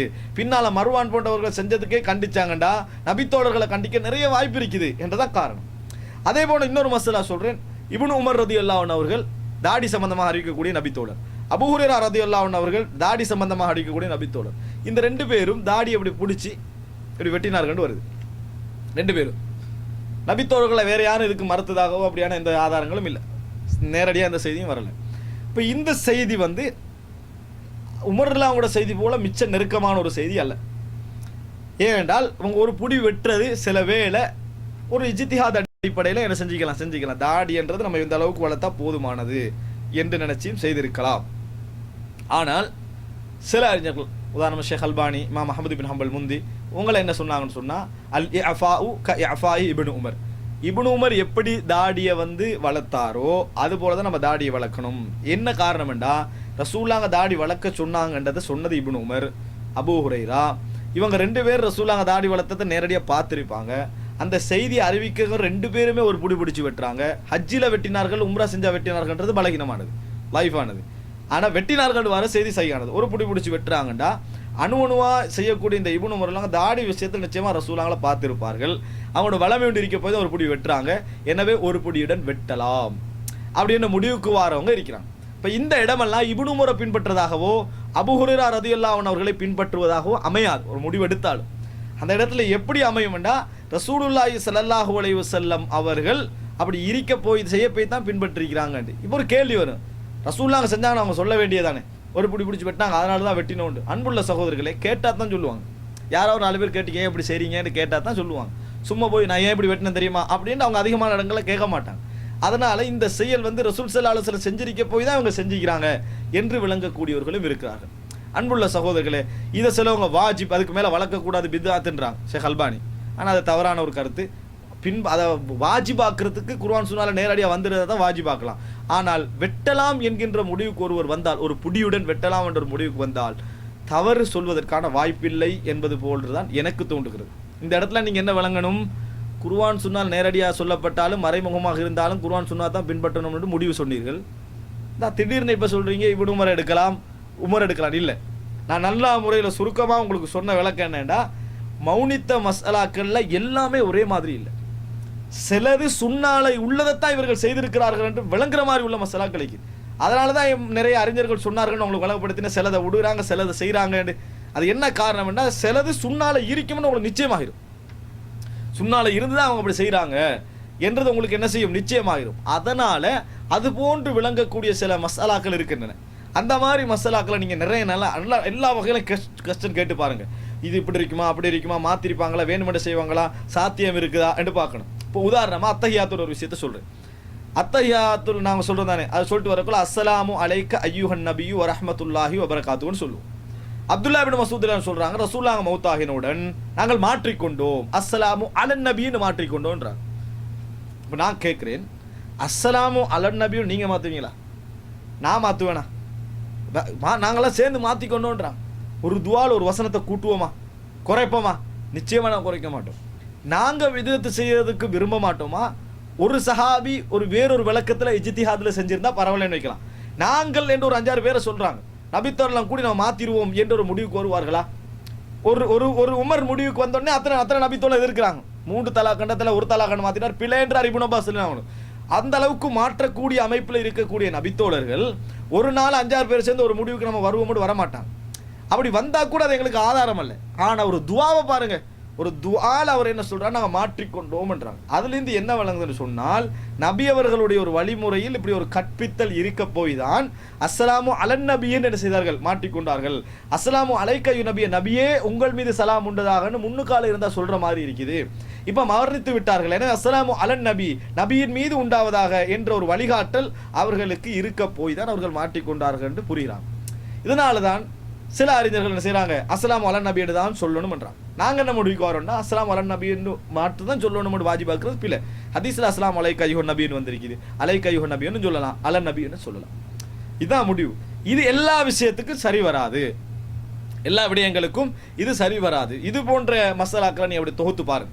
இந்த முடிவு சகோதரர்களை என்ன நீங்கள் ஒன் ஷொட்டா அடிக்கலைன்னு சொல்லக்கூடாது. மார்க்கம் பேசுறது இல்லைங்கிட்டா, இது வந்து நாம் பேசுறது மார்க்கம். அதனால் அதை ஒன் ஷொட்டெல்லாம் இவங்க பார்க்கல. பேசுகிற மார்க்கத்தில் பேணுதல் அதெல்லாம் இருக்கணும். அந்த அடிப்படையில் நான் என்ன சொல்கிறேன்னா, நம்ம பார்த்து தேடி எடுத்த இடங்கள் எல்லாம் குர்ஆன் சுருக்கமாக இப்போ நான் குலாசாவாக சொல்கிறேன். குர்ஆன் சுன்னா விஷயத்தை பொறுத்த வரைக்கும் அதில் நேரடியாக சொல்லப்பட்டாலும் மறைமுகமாக சொல்லப்பட்டாலும், நேரடியாக சொல்லப்பட்டிருந்தால் அதுக்கு பிறகு மறுபடி எவருடைய கருத்துக்கு இடமே இல்லை. அதில் வந்து 11 ரக்காத் தான் நம்ம தெளிவாக ரசூலாங்க அதிகரிக்க மாட்டாங்கன்னு வந்த பிறகு உமர் ரதில்லாமல் செஞ்சார்கள் என்று வந்தால் நம்ம எடுக்கிறடி இல்லை. உமர் இல்லாமல் தொழுதார்கள்னு வந்தாலும் நம்ம எடுக்கடி இல்லை. உமர் இல்லாமல் மதீனா பள்ளியில் நிகழ்த்தினார்கள் 23 எல்லா நபித்தோடும் தொழுதார்கள்னா யோசிக்க வேண்டி வரும். விளங்கிட்டா? அப்படி என்று இல்லை. உமர் மாற்றம் செஞ்சார், அவர் மாற்றம் செஞ்சார், இவர் மாற்றம் செஞ்சார்னா ஒரு நாள் நம்ம என்னது அதை எடுக்க வேண்டிய எந்த அவசியமும் இல்லை. குர்ஆன் சுன்னால நிரூபிக்கப்பட்டாச்சு. குர்ஆன் சுன்னால நேரடியாக வராத உள்ள மஸ்அலாக்களை நாங்கள் வந்து பின்பற்ற வேண்டும், நபித்தோழரை தான் முற்படுத்தணும் என்ற செய்திகளை நீங்கள் குர்ஆன் சுன்னால தேடி பார்த்தீங்கன்னு சொன்னால் ஒரு நாள் அதுக்கு ஆதாரம் கிடைக்காது. நபித்தோழர்களை முற்படுத்தி அவர் தான் என்று வர வேண்டிய என்ற இடத்துக்கு நீங்கள் எந்த விதத்திலும் ஆதாரம் உங்களுக்கு கிடைக்காது. அப்படி எந்த விதத்திலும் ஆதாரம் இல்லை. அதனால நிறைய இஸ்லாமியர்கள் அந்த முடிவுக்கு வந்தாங்க. சிலவங்க ரெண்டு நிலைப்பாட்டுக்கெல்லாம் போகிறதுக்கு அதான் காரணம். அன்புள்ள சகோதரர்களே, இது ஒரு விஷயம். மூன்றாவது என்ன தெரியுமா, சில மசாலாக்களை நீங்கள் எடுத்து பார்த்தீர்கள் என்றால் அதுல மற்ற விஷயங்களுக்கெல்லாம் வராத சில கேள்விகள் இதுல வரும். இவ்வளவு பேருக்கு மத்தியில இருந்து ஒரு வலுக்காட்டாயமா ஒரு விதத்தை செய்வாங்களா, அதை மற்ற நபித்தோழர்கள் பார்த்துக்கிட்டு இருப்பாங்களா என்கின்ற மாதிரியான சில இடங்கள் வரும். அந்த மாதிரி இடங்களில் இது அனுமதி என்று நம்ம என்ன செய்ய வேண்டும், புரிந்து கொள்ள வேண்டும். யாருக்கும் நம்ம அதை கட்டாயப்படுத்த முடியாது. ஆனால் அதில் அதை நாங்கள் எப்படி புரிந்து கொள்ள வேண்டும், சுன்னால அதை சான்ஸும் சந்தர்ப்பம் இருக்க போய் தான் அவர்கள் அப்படி நடந்து கொண்டார்கள் என்று புரிந்து கொள்ள வேண்டும். இந்த அடிப்படையில் நம்ம ஒரு விஷயத்தை அணுகிவிட்டோம் என்றால் நபித்தோழர்களை பின்பற்றுவது வழிகேடு, நபித்தோழர்களை இந்த மாதிரி தெரியாமல் போடுகின்ற தலைப்புகள் அல்லது முறையாக இல்லாமல் போடுற தலைப்புகள், சலபியாவும் வழிகேடு தான், சலபு கொள்கையும் வழிகேடு தான். அல்லது சலபியா என்று சொன்னால் குர்ஆன் சுன்னாக்கு மாத்தமாக இருக்கிறது. குர்ஆன் சுன்னா நம்ம பேசுவோம், நாங்கள் சலப்புகளை பின்பற்றோம். இன்னும் அது கொஞ்சம் பேர் குர்ஆன் சுன்னான்னு பேசக்குள்ள நாங்களாம் சலபியர், குர்ஆன் சுன்னா சஹாபான்னு சொல்லணுமா, பயான் பேசினாலும் குர்ஆன்ல வருது, ஹதீஸ்ல வருது, சஹாபாக்கள்ல வருதுன்னு சொல்லணுமா? இது வழிகேடு சகோதரர். அப்படி சொல்லணும் இஸ்லாம் சொல்லல. குர்ஆன் சுன்னாதான் மார்க்கம். இந்த உலகத்துல எதுவும் இல்லை. குர்ஆன் சுன்னாவுக்குள் உள்ள விஷயத்தை எடுத்துக்கொள்வதற்கான ஊடகங்கள் தான் நபித்தோழர்கள் ரலியல்லாஹு அன்ஹும். இதை கொண்டு போய் என்னது குர்ஆன் சுன்னா சஹாபான்னு சொல்லணும், குர்ஆன் சுன்னான்னு மட்டும் சொல்றவெல்லாம் வழிகேடுன்னு சொன்னா அவர் தான் வழிகேடர். அதில் எந்த விதமான சந்தேகம் இல்லை. இந்த இஸ்லாமிய உம்மத்தில் மார்க்கம் குர்ஆன் சுன்னா மட்டும்தான். அந்த இடத்திற்கு வரவே வராது என்பதை நல்ல முறையில் புரிந்து கொள்ள வேண்டும். அணுகளின் பொழுது, அதை தெரிந்து கொள்கின்ற பொழுது நம்ம எந்த வழியால் அந்த சுன்னாவை கிடைத்துக் கொள்வதற்கான ரூட்டுகளின் போது ஏற்பட்ட கருத்து முறைப்பாடுகளை ஒழிய. இப்போ மதீனா வாசிகளுடைய அமல் என்று இமாம் மாலிக் சொன்னார். அந்த கால பீரியடுக்குள்ளே செய்தி அவர் இன்றைக்கு எடுக்கலுமா, நம்ம நினைச்சு பார்த்தாலும் மதீனா வாசியின் அமலை நம்ம எடுத்தோமா, சுன்னால ஈப்பமா முழுசா. அப்போ இது நம்ம அவங்க அன்றைக்கு தெரிஞ்சுக்கிறதுக்கான ரூட்டுகளை கையாண்டுகிட்டு இருந்தாங்க. இதை விட்டுட்டு குர்ஆன் சுன்னாண்டு பேசுகிறோம். இப்போ அது ஒரு பெரிய ஒரு சோதனையாக மாறிட்டு வருது. குர்ஆன் சுன்னாண்டு பேசினா இப்போ நீங்கள் சஹாபாக்கள் எடுக்கிற இல்லையா, குர்ஆன் சுன்னா சஹாபாக்களால் தானே வந்துச்சு. அப்போ குர்ஆன் சுன்னா சஹாபாக்கள் எடுக்கிறலான்னு கேட்குறான். குர்ஆன் சுன்னா மட்டும்தான் சகோதரர்களே மார்க்கம். இதை எப்படி புரிஞ்சுக்கொள்றாங்கன்னு விளங்கல. தௌஹீதை சலஃபியாவுக்கு எதிராக கொண்டு வராங்க, சலஃபியாவை தௌஹீதுக்கு எதிராக கொண்டு வராங்க. எந்த அடிப்படையில் இவர்கள் பேசுகிறார், என்ன நோக்கத்தோட பேசுகிறான்னு விளங்கல. என்னமோ குர்ஆன் சுன்னாண்டு பேசுகின்றவர்களாம் சஹாபாக்கள் அவமதிக்கிற மாதிரியும், யாராவது ஒரு ஆள் அவமதிக்கிறேன்னு விளங்கினா அவர் அவமதிக்கிறான்னு சொல்லிட்டு போகணுமே ஒழிய தௌஹீதில் உள்ள எல்லோருமே அவமதிக்கிறார்கள் மாதிரியெல்லாம் நினைக்கக்கூடாது. நபித்தோர்களை உயிருக்கு உயிராக மதிக்கிறோம், எங்களை விட அதிகமாக நாங்கள் அவர்களை மதிக்கிறோம். குர்ஆன் சுன்னாவுக்கு எதிராக வேறு எதுவும் மார்க்கமாகாத என்ற பாயிண்ட்டை அதை சலபியாவுக்கு எதிரான மாதிரியும். ஒரு மசாலாவை பேசக்குள்ள குர்ஆன்ல இப்படி வருது, இப்படி சலபியா ஹதீஸ்ல இப்படி வருது, அப்போ சஹாபாக்கள் இப்படி செஞ்சுக்கிறாங்களே அப்படின்னு கேட்குறான். குர்ஆன்ல ஹதீஸ்ல வந்துட்டு சஹாபாக்கள் இப்படி மாற்ற செய்வாங்க, 2 பேர் செஞ்சாங்கன்னு வரதெல்லாம் எல்லாரும் மாற்ற அர்த்தமா? பிள்ளை இது குர்ஆன் சுன்னா மட்டும்தான் மார்க்கம். அது கங்கல போனவன்டா, அது வழிகேடு. அல்லாஹு தாலா சொல்றது கூட என்னது, கருத்து முரண்பாடு பட்டால் நீங்கள் குர்ஆனின் சுன்னாவின் பக்கம் திரும்பி சொல்லுங்க நான் சொல்றேன். கருத்து முரண்பாடு பட்டாலும் வேற யார்கிட்டையும் போக சொல்லவில்லை. எனவே சலஃபியா என்பது வேறு, நபித்தோழர்களுடைய கூற்றுக்கள் மௌனித்த மசாலாக்களில் ஆதாரமா இல்லையா என்பது வேறு என்பதை தெளிவாக புரிந்திருப்பீர்கள் நினைக்கிறேன். என்னால் முடிந்த அளவு நான் விளக்கப்படுத்தேன். வமா தௌஃபீக் இல்லா பில்லா ஹாதா மா இந்தி வல் இல்மு இந்தல்லாஹ் வ அகூலு கௌலி ஹாதா வ அஸ்தக்ஃபிருல்லாஹ் லி வ லக்கும். வஸ்ஸலாமு அலைக்கும் வ ரஹ்மத்துல்லாஹி வ பரகாத்துஹு.